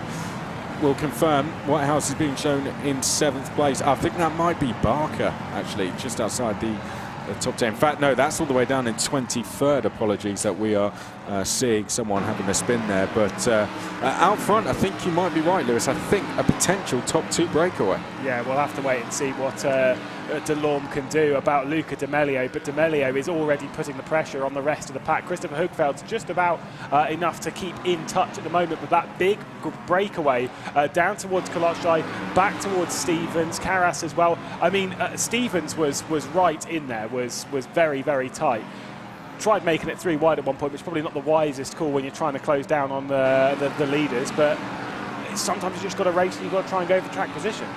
This is turning into a 3-horse race very quickly. Kalashai is 2.5 seconds back from Christopher Hookfeld in 3rd place, who is just trying his best. There we can see, there's a good shot then, so we can see Luca D'Amelio is clearly leading the way. Remy Delorme, if he catches him, will not want to create a battle. This is going to put Remy Delorme in a bit of a tricky situation. What does he do if he catches Luca D'Amelio? Does it turn into a battle, or does he just stay patient? This is what makes this race so fascinating. There's no points. The points have gone out the window. The grid has been decided. The race is now underway, and it's the top 2 go through, and everyone else was just an extra in the show. Yeah, absolutely. By the way, the car that we saw backwards at Indianapolis did work out who that was. That was Thomas Vack. way down spot. the order. So he was sat in sixth up place. in 4th, wasn't he? 4th, 5th, 6th. So he's been sent down the order. I was trying to work out which of our many number 12s that was, but he's been deposed straight down the order, whether it was a solo error or more likely in that group. Did see how aggressive they were getting as one of the armed sim racing cars heavily on the attack, as it was Zitiello getting past George Whitehouse and now trying to refine the slipstream, but Whitehouse is going to come straight back for it. Do you know what though? Whitehouse moved out of the way there. There was absolutely no attempt from Whitehouse to defend that. They've got their edge forward, I think, these two. The two behind, I'm not so sure. I don't know if Whitehouse is just, it looks a little bit slow at the chicane there, but of course our leaders, it's remained as it was. The gap is being reduced though from 3rd to 4th, so Kalashai is starting to close in and doesn't have Tom Stevens for company. This has been a good start to the race from Stevens. Let's have a look back at the start then, Lewis. Talk us through this. Yeah, so we're going to see a little bit of contact with Luke D'Amelio up at T1. Obviously, standing start here, so it's a little bit dicey. Oh, look at that. Already Someone was in the pit lane. Obviously, these cars being rear-wheel driven, they are pretty tricky to get off the line. But I'm going to assume that was with contact indeed. So pretty tight up towards turn 1. There was the contact. Got to say, that was really good car control from Luke D'Amelio to keep it on track. And then trying to slide it through. That's how DeLorme picked up the positions. Now this is very dicey. This is further back. What happens here? We've got a car almost up in the air. I can imagine there may have been one or two choice words there from D'Amelio as he felt himself being potentially turned round, but nevertheless he got everything back together and he leads the way by 1.4 seconds. So far so good. This has turned out exactly the way he wanted it to. I think this might be Merguli trying to get past Whitehouse in the battle for 8th place, and it is, and Merguli is through then, so that looks like a change for 8th place. Yeah, Whitehouse with an excellent start. Unfortunately, not really having the paces. Ball's also going to get involved, and straight off the road, the number 25 there. Yeah, it's a different racing line from Cisse. I don't know if he was carrying a little bit of damage with that as well, but we have a bit of a split in our lead group here. There's a second or so between all of them. I say that Hoogveld all the time he's catching and then he's dropping back again. Right now he sits 1.2 back on the timer screens. That's being shown as half a second, so we might see that change through the next sector. But if Hoogveld catches DeLorme, that is perfect for D'Amelio, isn't it? Yeah, to be honest, I mean, D'Amelio is doing everything right now. Again, the only positions that, big slide, good catch as well from Bowler. That was absolutely brilliant coming through karting. That was brave. I mean, you don't want to, these cars are pretty slippery on the rear end, so you do go for a bit of a slide fairly frequently. But for Luke D'Amelio, he's just pulling away from the entire pack. He's breaking that slipstream. Once again, the gap to DeLorme to Hoogveld has grown again. But the only two positions that matter is first and second. Doesn't matter if you're first, doesn't matter if you're second. So for Hoogveld right now, I'd say he's got the pace to challenge DeLorme, but DeLorme's, I'm going to say, I think he's doing a really impressive job. Only had, hasn't had a podium this season at all. It's just consistency which brought him up there in the standings and gave him a shot here at grabbing second. No, you're exactly right. He's played the game of just being in and around the top 10 all the time. His best result of 5th so far leading up to this. So for DeLorme now to be up in second, he's kind of outperforming what we've seen so far this season. Let's go on board then with D'Amelio. This is the point in the lap where he can take a very deep breath as he is leading the way. He hasn't got the toe, hasn't got DeLorme in his toe, so he can just relax now coming down the straight, get himself ready for the first of the chicanes. But DeLorme and Hoogveld split by 1.5 seconds apiece, and then Kalashai about 6 tenths back in 4th place. There was a bit of lifting there going into the first chicane there on the emails. And I will say there is one thing that's interesting me. I don't know, the livery choice in this is less of a specific requirement than we have on the Le Mans Virtual Series. But I will say it is interesting that Luke D'Amelio, who's been driving for the BHK by TX3. I can't remember what the official team name is. I think it's BHK by TX3. He's been driving their car because he's a part of the TX3 outfit. That, though, is a satellite car. Now, I'd have to go and get word from Matt Strand as to what vehicle that is. But that's the same car that Jimmy Nasula has driven a few times, and we don't have him on the grid. Yeah, the TX3 is sort of green and, well, we see one there. Green and yeah, black, that's the virtual drivers by TX3. Yeah, virtual drivers one, yeah. There's too many of them. There is a lot. When you throw in the BHK ones as well, it gets very complicated. Yeah, wow. But D'Amelio doing well up front. Here we go on board. This is the battle for third place. So this is quite a big battle. This is Kalashai going down the outside. Hoogveldt's going to defend. And this is all good news for Remy Delorme in second place. Kalashai will want to get past as quickly as possible. Hoogveldt's he's in a bit of a tricky situation. Does he just wave him through, tuck him behind, or does he try and fend him off? This is a really tricky one. What would you be doing? Well, in fact, let's find out. He might not have any choice here. Coming up towards Indianapolis, Kalashai has the run. They're going to be side by side going into it, and Kalashai is through. Good driving, right? That's one down, one more to go to be on the grid for the 24-hour of Le Mans Virtual.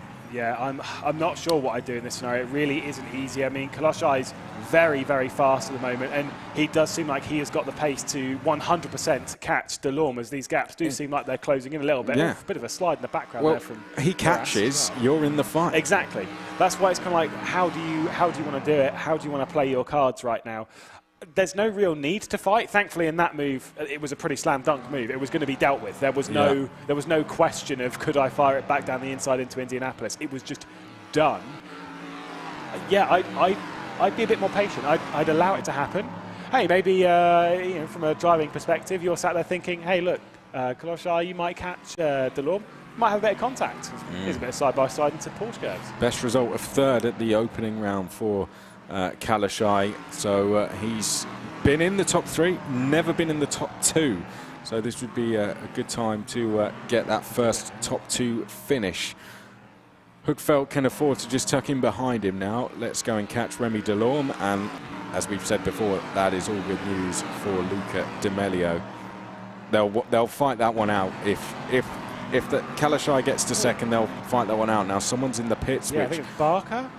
That's surely going to be for damage. I don't know. It is Cameron Barker into the pit lane just ahead of Florian Cisse. Could be damage. Could be more likely just a gamble. Might have been that thing we've seen it a few times this season of the accidentally taking too little fuel. As here's a bit of side-by-side for second places. Delorme's going to get dropped. Oh, Christopher Hoogveldt spun Kalashai round a little bit too deep in there. Hoogveldt picked up the position on Delorme as well. Well, we said it was going to be simple. The top two go through, easy peasy. That makes things a little bit more complicated. Well, we'll have to try and hopefully take another look at that. But, yeah, not the easiest place to be side by side at all. You've got a long straight coming up. That must have all kicked off at the chicane and made its way down the hill as well. But we've had a big change there. And, of course, the incident just adds to that as well. Hoogveldt, we are looking at here in third place. He is second. It is saying he's in third, but I'm pretty sure he's in second. Or am I going completely crazy? Let's have a look back at another battle while we try and figure out what's actually happened there. This is a little bit further down the top 10, that looks like. So if they're seeing it kick off ahead, work together, and they could potentially be a part of the battle. It's the number 5 we are now on board with. It's Peroche that we're on board with, who's going for the move on Arnaud Plume to the outside, going into the second on the Mole Chicane. So it should be a pretty easy move if they don't fight it. Should be. Well, if they don't, I don't know, there's a big chance that they will. But in the end, simple move there for Peroche into 12th place. You've got to play it, especially if you're further down the order. The reason why I say don't fight it is because there is the example. Oh, as we're going to see side by side again. Is this Hoogveldt dropping back? No. No, this is. I think this is just a little bit further back, isn't it? This is Stevens versus Caras. So this is your battle for 5th place, and we go on board with Stevens, who's trying to find a gap on the inside on Caras. They're not that far behind Kalashai after the events unfolded. There we can see Kalashai at the bottom of our screens having been facing the wrong way round going into Tete Rouge as they now make their way up to Indianapolis, and that is going to be move complete for Stevens. Very nice move, yeah, nice and tidy. But the reason why I say about the whole fighting thing is Barker has retired from the race after entering the pit lane. I'm trying to get my point out, but they're still going off into the gravel. Is that if you fight, you slow down. If you work together, you can speed up very quickly, as if you're doing like a time trial in cycling. You can work your way up and down the order using the slipstream to your advantage. We'll have to see how this is going to battle out, as everything's super tight here at the back end of the top 10 and going towards the Porsche curves. This is going to be dicey indeed. Are they all going to back out though and try and sort themselves into their positions? The answer to that is yes, and Barla gets past all of them. Whitehouse drops down just a little bit, and Juha Mäki at the rear end of the train now. Right, well, of course, we had that big incident for second. Lewis, it's about time we try and dissect what happened there. Of course, it was an incident for second. Lewis, talk us through it. Yeah, let's see how this unfolds. They were side-by-side ahead. It was Koloschai who received an enormous tap there from Christopher. I'm pretty sure that was Christopher Hugveld in this car here in the number 4. There is the contact that sent him off into the barrier. That's not... Wow, so it looks like there was a... Oh, it was a back marker. That makes so much more sense. There was a back marker? It was a back marker. It was 27th place. It was a back marker, was the car that was on the outside. Only could just catch that there. I thought it was side-by-side for position. So that was it. Had to slow down to get past, and it's just caught Christopher Hugveld out massively. Yeah, I'm not sure which one that was down the order, but it was 27th place at the time. It was a back marker that was in the way. But was trying to get out of the way, but respectfully to him. Yeah. But it was just as Koloschai slowed down too much to allow them. Christopher Hugveld in way too hot. That's what's allowed DeLorme. That's why DeLorme's so far ahead. Out ahead of the group by 2.2 seconds. Now it all makes sense. Oh, thank goodness for that. Well, that leaves us with the top 2 well clear, and Hugveld and third haven't been involved in an incident. It's yeah. And how do you judge that one? I don't know if he could really be given a penalty for that. He just got caught out massively, didn't he? So it's a tricky one. Yeah. But he has to drive as if he doesn't have a penalty. There's no point in sat here thinking, oh, is it going to be a 5 second? Is it going to be a this? Doesn't matter. It's happened. Bury your head down. Get on with it. We'll deal with that in 28 minutes' time. It's not a problem right now. Right, so he's got 28 minutes. He's got a gap of 2.2 seconds to close down. And we will monitor that very closely. Now, is this Caras that we are on board with, trying to retake 5th place? I believe it might be. They're being shown as very close together on the timing screens, and it is indeed, I believe, because Caras is now being shown back in 5th. Stevens is going to dive back down the inside. He now retakes that 5th place. So this is your battle for 5th. Stevens leading Caras. Zitiello just gets closer and closer with every single corner. Yeah, see, Caras there is really trying to throw us off by having 13 on the timesheet and 18 on his car, which is very helpful. The numbers have been, yeah, they've just. They were supposed to have the number they were starting in, but they all just threw that rule out the window, didn't they? Well, right. Let's go all the way through. Let's do this one more time, because it is a huge incident with regards to who's going to do the 24. Yeah, right. So let's see. So this is a back mark. So there was a little bit of contact. That's what slowed Koloschai down. There is further contact. You say respectfully, trying to get out the way. Yeah, I didn't see that. That first bit of contact is naughty. Do you know what? Let's see it one more. I'd love to see it one more, because it's turned in on Koloschai, right? Yeah. So brake lights say everything, don't they? And we'll have one more look at that before we do move on, because we, of course, have the race still going on, and we have plenty of battles going on, as we see here. This is down the top 10. I believe we've got another battle going on. This might just be outside it, actually.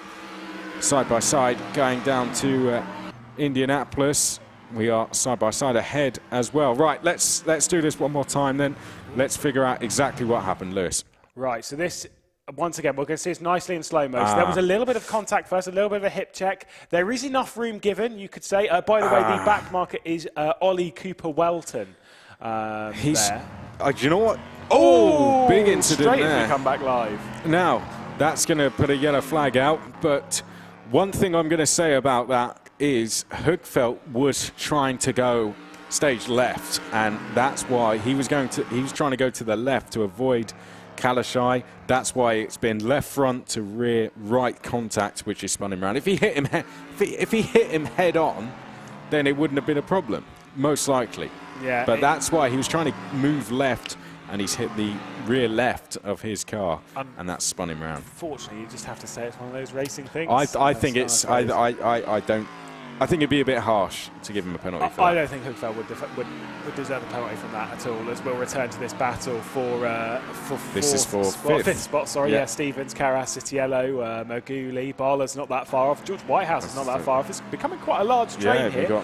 Then it's 8 seconds back to production. It might not be a position massive in the whole grand scheme of things, because obviously we're focused on the top two, but you're still in your Friday afternoon's race, so you're going to race for the highest position you can. Why not? Of course, anything can happen up ahead. There can be all sorts of incidents. So you've got to just be leading the battle you're in all the way, and it's a good experience. You're racing on a big. They're racing on a big stage here. In the Le Mans Virtual Cup. So wherever they finish, they might know. I'm not as good as those guys. I'm not experienced as those guys at the front, but this is good practice for maybe next year when I am the one challenging for a top 2 position. Yeah, absolutely. This should be a pretty easy move from Juha Mäki-Jypi on Perosh for 11th position on the road, although he did lift out of it there just to allow Perosh the entry into... Oh, he's dropped back quite a bit with Juha Mäki-Jypi there, and Florian Cisse almost gets onto the scene. And once again, he's slowing down even further. Yellow flags are out running through the chicane as there is a car slow. That is a car a lap down, so we won't panic too much about it. We're seeing quite a few of the back markers now in this race getting involved. We'll have to see whether they play into things as we saw from Ollie Cooper-Welton, as once again this battle for 16th position. Well, we of course missed slightly an instant. Let's take a look at what happened here. Side by side. Oh, someone's gone off ahead of us, and someone's gone off there as well. So that's a set. They were side by side. Those two guys were side by side. Do you remember we were 2 by 2 coming into it, and then these guys have an instant of their own as well. Oh no, one car there, just nowhere to go. But the lead driver in that third queue has just gained 4 places just from staying on the track. So that's how quickly it can change. Not sure who it was. Might have been Lazito in the yellow car, but. Not sure who made that mistake. But to be fair, we dropped away from them when they were going side by side through Indianapolis, which is never the wisest call of the world. But then, obviously, with the car going off, it then got a little bit messy. Back on board with Juha Mäki-Jypi looking to the inside, and he's going to back out of it wisely. Just going to get word that it was someone a bit further down the order that I won't dare pronounce. I know you're laughing at me. I think I know who it was. Who was it, though? Who was it? Was it the driver that started 30th? No.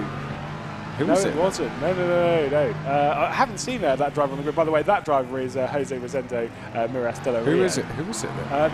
The driver that's currently in 25th place. As well. Gudaswene, yeah? Was a guess. You're just taking a bold gamble there, mate. that's a risky game. This is when you need Martin Haven. Yeah, no, he's much better on them. That's why he doesn't do that anymore, because we're also learning. This is our chance to prove if we can get onto the and absolutely not so far as the answer. We needed 5 replays to find out what happened in an incident, and even then we were wrong. So there we go. Well, you live and learn. Right, Christopher Hookfeld. 2.1, 1.2, so the gap has just come down by just under a second between Hookveld and Delorme. Now, are we, like we saw in that instant, are we seeing a little bit of traffic in places, or has Delorme just been getting a little bit nervous and made a mistake there? Of course, this is your battle with Mäki-Jypi and Perosh, and Cisse just behind. This is for pride, really, the battle for 11th place. But the battle for the second and final qualifying spot on the grid for the 24-hour Le Mans Virtual, the gap between those two has just come down by 9 tenths. Oh, there we go. Big slide from Mäki-Jypi. See you later. He's going to go off. Good avoidance from Perosh there. Turned out the corner to avoid that. And he's going to keep the car running the whole time. Those tyres. That was quite impressive, actually. Those tyres are going to be unpleasant. He was airborne at one point, but he still kept going. That's why, for racing around the Circuit de la Sarthe, the the curb on the right-hand side and the entry running through the Dunlop curve into the chicane. Never touch it. It's not worth it. Unless you're in a front-wheel drive touring car, it's not worth going near it. You will go for a bit of a trip across, and we've seen that time and time again. As we'll go back to Zitiello with Merguli, 7th place. Just to clarify on the battle for second, though, with the times between them, obviously that gap has come down very, very quickly. Yeah. DeLorme's last lap was a 3:51.2. That was 2/10 off of his personal best. Now, Christopher Hugveld is lapping not far off a second faster than that with a 50.5. Yeah. Times that are fairly comparable, or closer in comparison, to our race leader, as there's some heavy defence ahead of this. My goodness me, that'll be between Karas and Stevens as they'll go side by side again. Yeah, well, they've been at it all race. Stevens in the blue, predominantly blue-coloured car down the inside there of Karas. Defensive driving, of course, going on. We look a little bit further back here at Zitiello. Zitiello also in this battle with Merguli. So these four all fighting away with each other. It's not... Well, this could easily become... If there's an instant between second and third, this could easily become a battle for third or fourth on the road here. So every position counts. You want to be in those top two if you can, but this is a good four-way scrap forming in the background as well. I think that's Balla and Whitehouse that are closing in. So this could very quickly become a six-way fight going on for 5th place. Stevens in the lightly blue coloured car there, just having to defend going up to Indianapolis. And we look at Zitiello at the back of this queue. Up ahead, that was Karas looking left. And then right as we look down the circuit, Merguli there in the red and black colours, just dropping back slightly and into Arnage. A slightly defensive line taken there for Stevens, who puts his car bang in the middle of the road. Big slide though from Karas departing the corner. Despite this being purely for pride, they are having a right go of it. And to be fair, we love seeing that. Zitiello got out of the slipstream there, did not want to get involved with Merguli. He's going to try and attack going into the Porsche curves, but they'll all stay in formation as we start heading through the extremely fast, extremely fun part of the racetrack, by the way. Absolutely love lobbing it into the Porsche curves. Normally by yourself, not in a race. It's a bit terrifying in a race. Yeah, I was going to say, speak for yourself. It can go wrong very, very quickly, and has done. The curbs tend to blow up your car if you're not careful. We'll back to the battle. Yeah, we'll not go into that too much. Let's see once again this from Juha Mäki.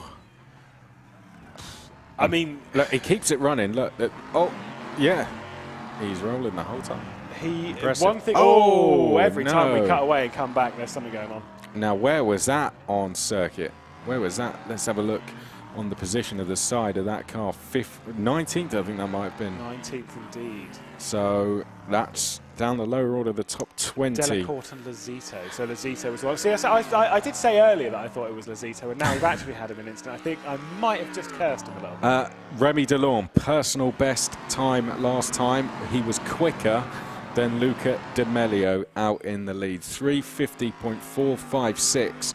A great response to the pace of Christopher Hugveld there. So this is a very, very tough task here for Hugveld. He needs to just find another half a second, and then he can get in that slipstream, and all of a sudden his life becomes a lot easier. But Remy Delorme is doing a very, very good job in just keeping enough of a gap to keep Hugveld without touching distance. So this is good stuff from him. But as we say that, Stevens is on your screen. We're on board with Karas. Karas is going to look to the outside here, coming towards the first of the chicanes. He might be able to get this done as they hit the brakes. Let's have a look. Karas is going to be around the outside. And once again, good racing room between the pair of them. They've been swapping places every single lap coming down to that corner. And they haven't even had side-by-side contact so far. This is really, really good racing from Karas and Stevens. And Stevens is now going to be the one fighting back into the next chicane. Yeah, I mean, if you do this right, this does make you quite considerably faster around the track. If you play your cards right. This is what I thought we might see if the pack were, the leaders were within touching distance, but not the case. Yeah, like you say, no, we never mind. You literally jinxed that. Unbelievable. I don't believe in the commentator's curse. I only believe in bad driving, and that's kind of what happened there. But still, that was not ideal. And Stevens paying the price. You don't like that one? They couldn't have picked a worse time. Why'd you leave it to the next lap? That was unbelievable. That was such a shame. They were having such a good race. It was a fantastic battle. Unfortunately, we've dropped a few. We got 6 in it, and then we've dropped a few. But you can still see 4 cars behind them, and now the battle becomes Karas and Zitiello. So I was looking away in disgust there when that was taking place. Oh, here we go. Karas is under pressure now. Zitiello is going to be the one to the outside. We'll, if we can, have a look back at that incident. But just look, one of them slammed the door shut, and the other, and it was all the contact, and that was what led to that incident. But Zitiello up to 5th place all of a sudden, just like that. He was down in 8th a short while ago. Now he's up to 5th.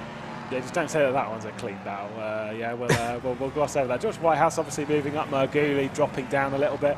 Bowler who we're currently focused on with Stevens at the rear end. So as much as he's lost out, not everything has been lost. And should this pack sort of work together a little bit, then he could get his way back. He'll be back in that battle. And again, not to remove everything from it, but it is a position purely for pride. There's no big prize up for this position. Yeah. So I'd be sort of like, oh look, you know what, we're racing hard. Yeah, we'll just roll with it and see what happens. There was nothing malicious about it. It was a simple racing incident. Just didn't realise how much space. Didn't leave enough space on the inside, and that's what led to the incident, really. Yeah. But Stevens has a chance to fight back, and it will be interesting to see how far back up the order he can get. Actually, right. This is our battle for second, I believe. Very big, it certainly is. So 6 tenths. All of a sudden, that's halved in the last lap. Now, again, now 350.042. I think that's the fastest lap. That's the fastest lap of the race by 0.3 of a second by Christopher Hoogveld. And also, he's now got slipstream as well, which will assist even further. Although, I'm just going to say it as well, because I know that Christopher Hoogveld, at least he was, I'm pretty sure he still is, but again, it's very hard to tell with the liveries. He's a virtual drivers by TX3 driver, and Delorme, who I believe also is. Let's see this incident. Oh wow, that just didn't work for anyone, did it? No. Well, that was the one that we were kind of expecting to see. That was Lazito into the rear end of Delacourt. Stevens has gone deep. That's his fault. Yeah, that's the number 19. Marguli was the unlucky one there, but Stevens would just put that down as his own mistake, wasn't it? Yeah. I mean, fair enough.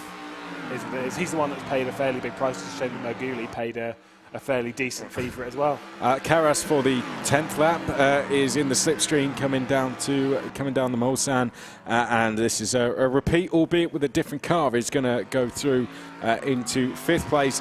Zitiello definitely not fighting that one at all. So if there's any element of these two working together, that was a good example of it. But here we go, Lewis. Battle for second is on. It is Hoogveld here in the predominantly blue-coloured car, and it is Delorme in the green and black virtual drivers by TX3 colours. Now, whether they're teammates or not doesn't matter. They're racing for themselves. The only name that matters in this race is their own.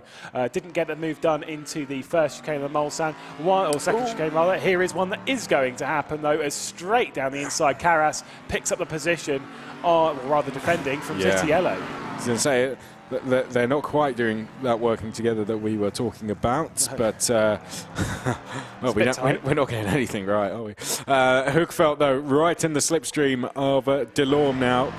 4.7 up the road is Luca D'Amelio. He is gone. Unless he goes off the road, this race is his to lose.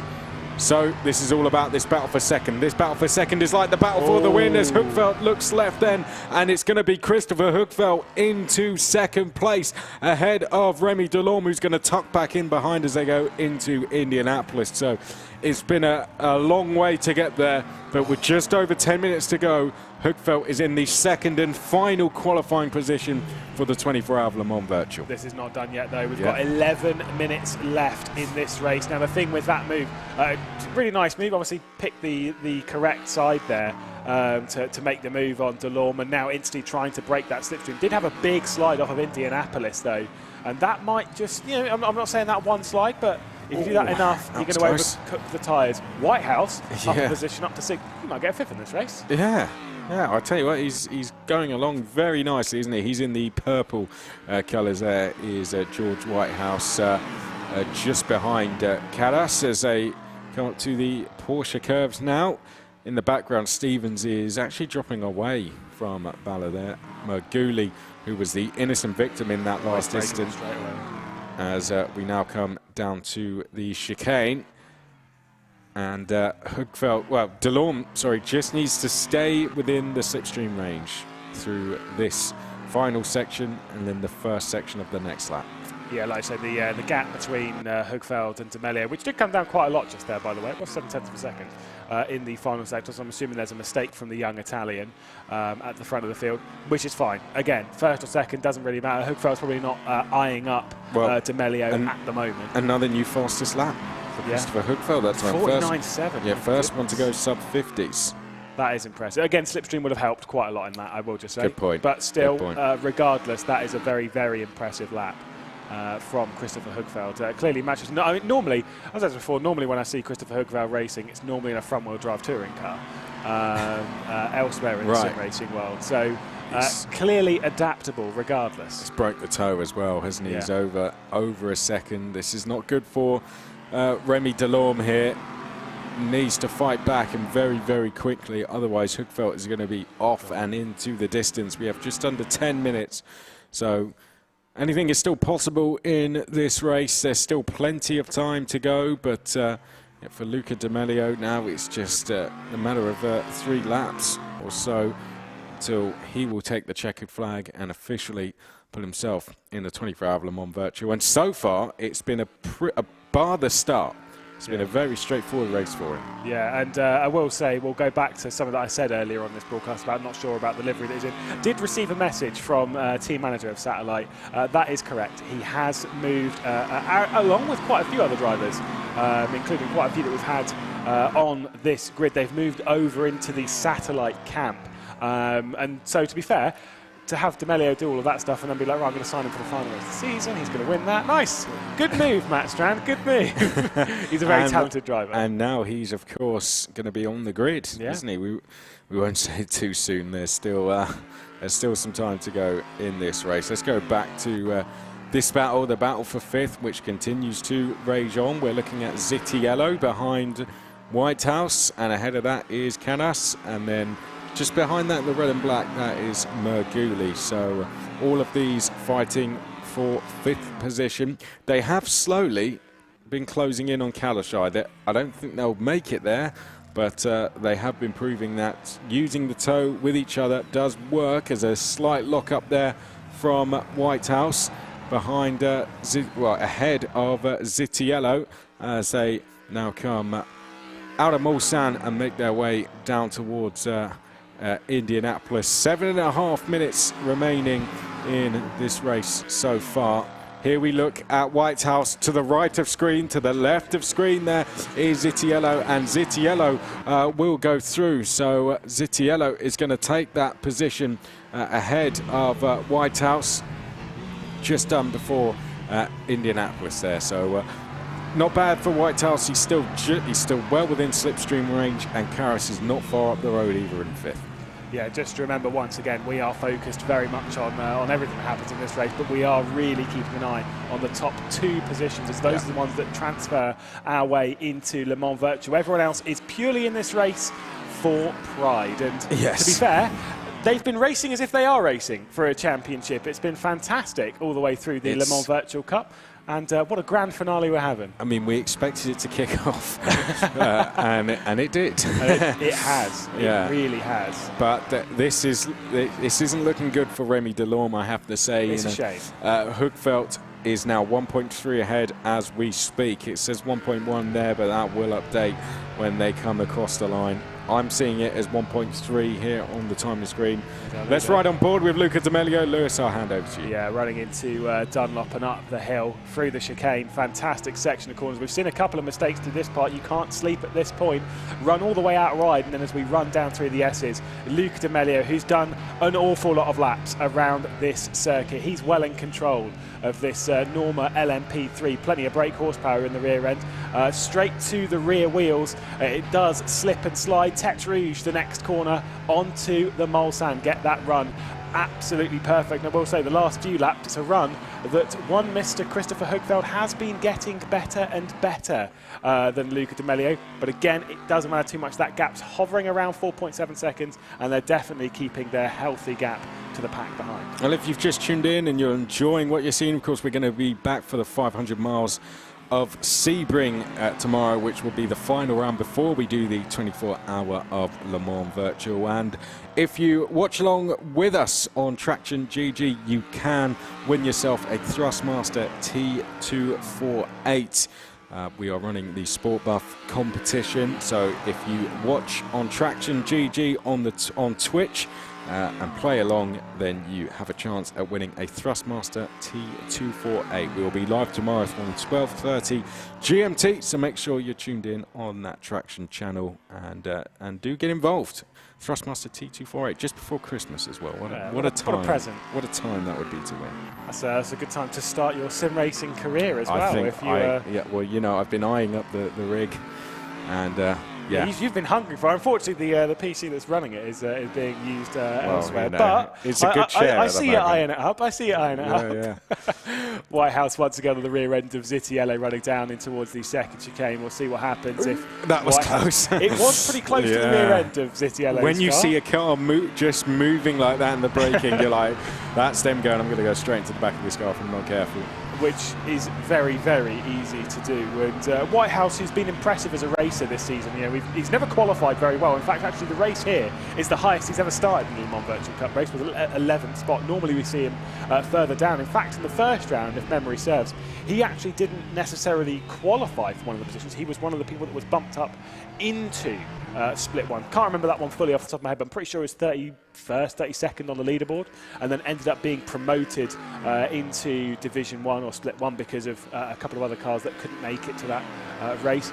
And from that point has looked like he's belonged in Split 1, and every single race we do kind of see him doing a little bit better and a little bit faster, culminating once again with another race where he's actually doing pretty well. Yeah, the last one, wasn't it? He really did show some great pace at the last race.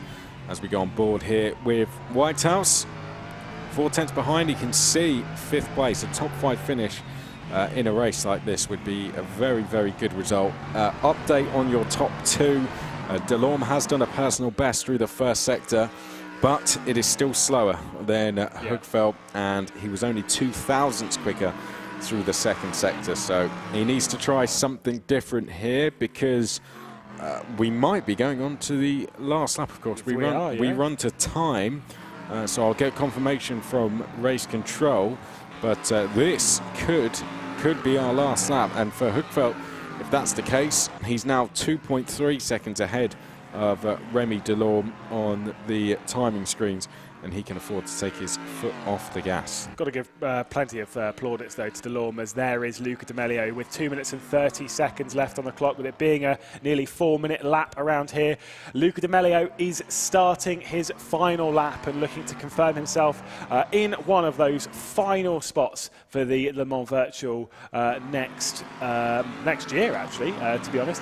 Christopher Hugfeld, obviously, he's going to be under investigation a little bit, so there is a little bit of investigation with Hugfeld. Delorme, who's in 3rd, just going to say one thing about Delorme. Fantastic race so far. His finishes this season have been 16th spot, 8th spot, and then 7th in the last race. And to say that he's running in 3rd, what a change of form for Delorme to have moved up that far. And, you know, should there be something applied to Hugfeld? Maybe he gets himself into the Virtual. Well, given Hugfeld was in an instant, we will call him a provisional second. So yeah, you know, he's been involved in an instant, and you know, it took us 4 looks at it really to go, oh, actually, you know, maybe that wasn't his fault. But you know, Kalash, I would argue, well, he just drove straight into the back of me, you know, and pushed me around. So yeah, that's going to be one that sadly is going to be decided post-race, really. So Delorme, this is not the worst for him. He's been the surprise package of this whole event, really, for me, in terms of this race, and you know, he could gain himself a place in the top 2. But we will see. It's being looked into as we speak. And if we get word, we will bring it to you straight away. But provisionally, it will be D'Amelio and Hugfeldt. And I think we could say most definitely D'Amelio, because he's kept a clean pair of heels this whole race, bar one corner, which wasn't really his fault either. That was just a pure racing instinct. I would just say, if I was Koloshay, if I was in 3rd spot right now and I was quite close, that's a different story. Then I'd be arguing. I'd be like, look, something needs to happen with Hugfeldt. I need that spot back, blah, blah, blah, blah. But the thing is Koloshay doesn't gain anything. If Hugfeldt gets the incident, then Delorme's the one that gains out of it. And it's kind of like, yeah, but is that necessarily fair? Does it really matter? You can't give Koloshay 2 positions. You can't penalise Delorme for something which Hugfeldt's done. It's one of those ones which they'll go over with a fine-tooth comb to find the correct answer. I'm not sure, and I'm certainly not going to say where I think it's going to go. But you know, we'll just keep our fingers crossed the right decision is made, and we'll go with that. Like I say, one person who's not put a foot wrong at all through this race with just contact at turn 1 is D'Amelio, who's driven unbelievably well, absolutely perfect. So all of those fears pre-race dealt with perfectly. And he did the fastest lap of the one of the fastest laps of the race, his fastest lap of the race. Whitehouse round the outside here of Zitiello. Great move that from Whitehouse there. Caught Zitiello out, gets a little bit of a wiggle on the exit, might have to defend into Arnage. Doesn't in the end. Well-timed move there from Whitehouse, but very shortly, I believe, we are going to be seeing Luca D'Amelio coming up to the line. We take a look here at Whitehouse. This is going to be a battle that rages on all the way to the line. But where is Luca D'Amelio, our race leader? Because any second we're going to see him as here comes Zitiello to the outside. Here comes our race leader and our race winner. Luca D'Amelio wins the Le Mans Virtual Cup. Is that him, or was that a dress rehearsal? It might have been. Here he comes out of the final corner now, and Luca D'Amelio is going to take the checkered flag, win the Le Mans Virtual Cup. We will see you in the 24-hour of Le Mans Virtual. As provisionally also, we will also see Christopher Hugfeldt with Delorme, a 3rd place, waiting to find out the result of what goes on ahead. Definitely would want to see a replay of Zitiello and Whitehouse entering the Porsche curves. Well held on from Whitehouse either way, had the inside run through the Porsche curves.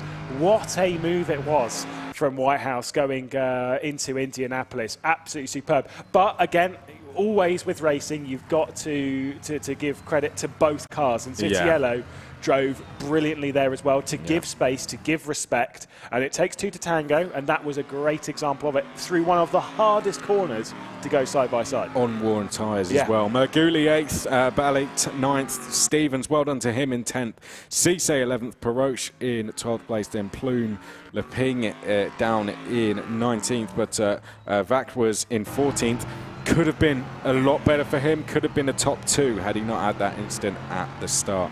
Zampini 15th, Maki Yupi, Saurin then in 17th, Christoph in 18th, Leping in 19th as we mentioned, Delicourt 20th, Vianney in 21st, Norms in 22nd, Lacito in 23rd, Cooper Welton, Gudasweni in 25th place, Lopez in 26th, Barker in 27th. John Cook, we saved the hardest till last in 28th place. I did once, I'm not going to say who it was because I dare not go near their name, but there was once a French person who said, how can you say everyone else's name, like all these, Polish and Croatian and Slovenian, but my name you struggle with, and I'm like, oh, trust me. Terrible with names. It's amazing I'm even a commentator, to be honest. I was going to say, that's one of the skills required. Either way, focusing on the positives of this race, the battles that we saw, yes, we did see a little bit of overzealous driving early in the race. We saw the issues Stevens had, making contact, overdoing it into the side of Zitiello, or Carras rather.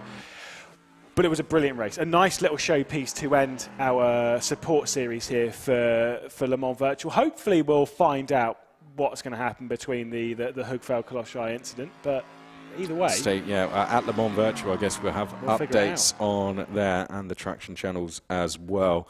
But how good is it going to be? We're going to call it as we see it. D'Amelio and Hugfeldt are going to be on the grid for the biggest esports race on the 15th and the 16th of January, our second running of it.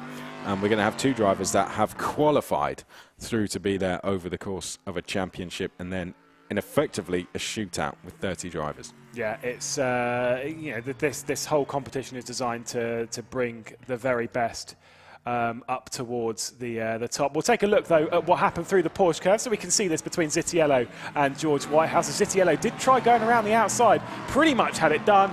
Oh, it just went a little bit too understeery. That is very much akin to the move that Jerne Simoncic pulled off in the final 20 minutes of Le Mans Virtual 24 last year. Unfortunately, Jerne Simoncic made it on that day. Zitiello just coming up a little bit short. Yeah, worn tyres, wasn't it? Yeah. He gave it everything. At least he had a go. But overall thoughts on the race, as we said, those top two are going into the 24-hour on the 15th and 16th of January.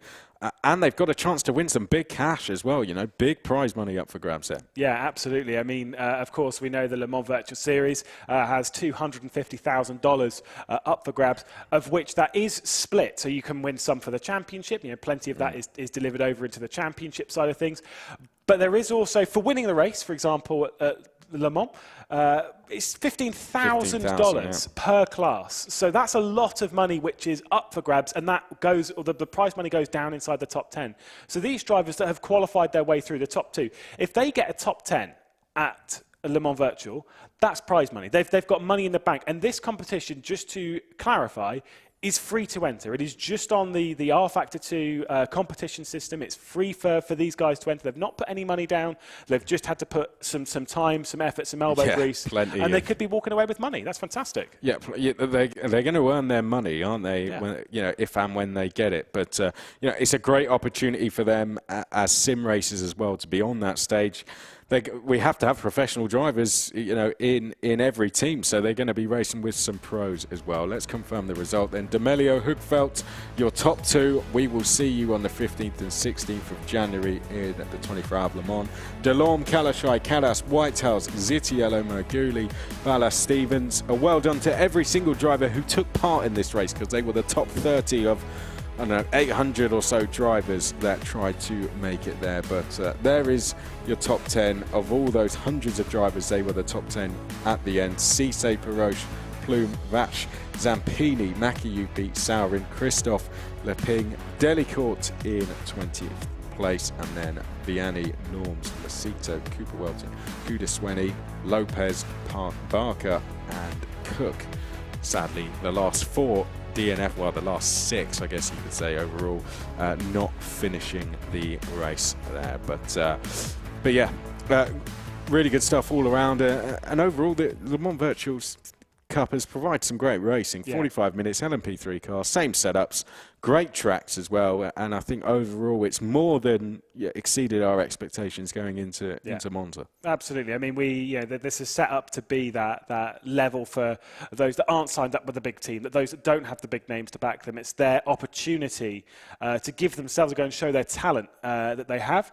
Thankfully, through this, and it was the expectation, but two of the best have risen to the top, and hopefully we'll see them in a month's time. I wouldn't be surprised if we see Luca D'Amelio on the actual grid next year, because this is, of course, a great place for them. Well, of course, we were just racing out Le Mans there, but tomorrow we go back to Sebring, the 500 miles of Sebring. Our fourth round of the Le Mans Virtual Series will take place tomorrow. Make sure you join us from 12:30 GMT. For now, though, it's goodbye.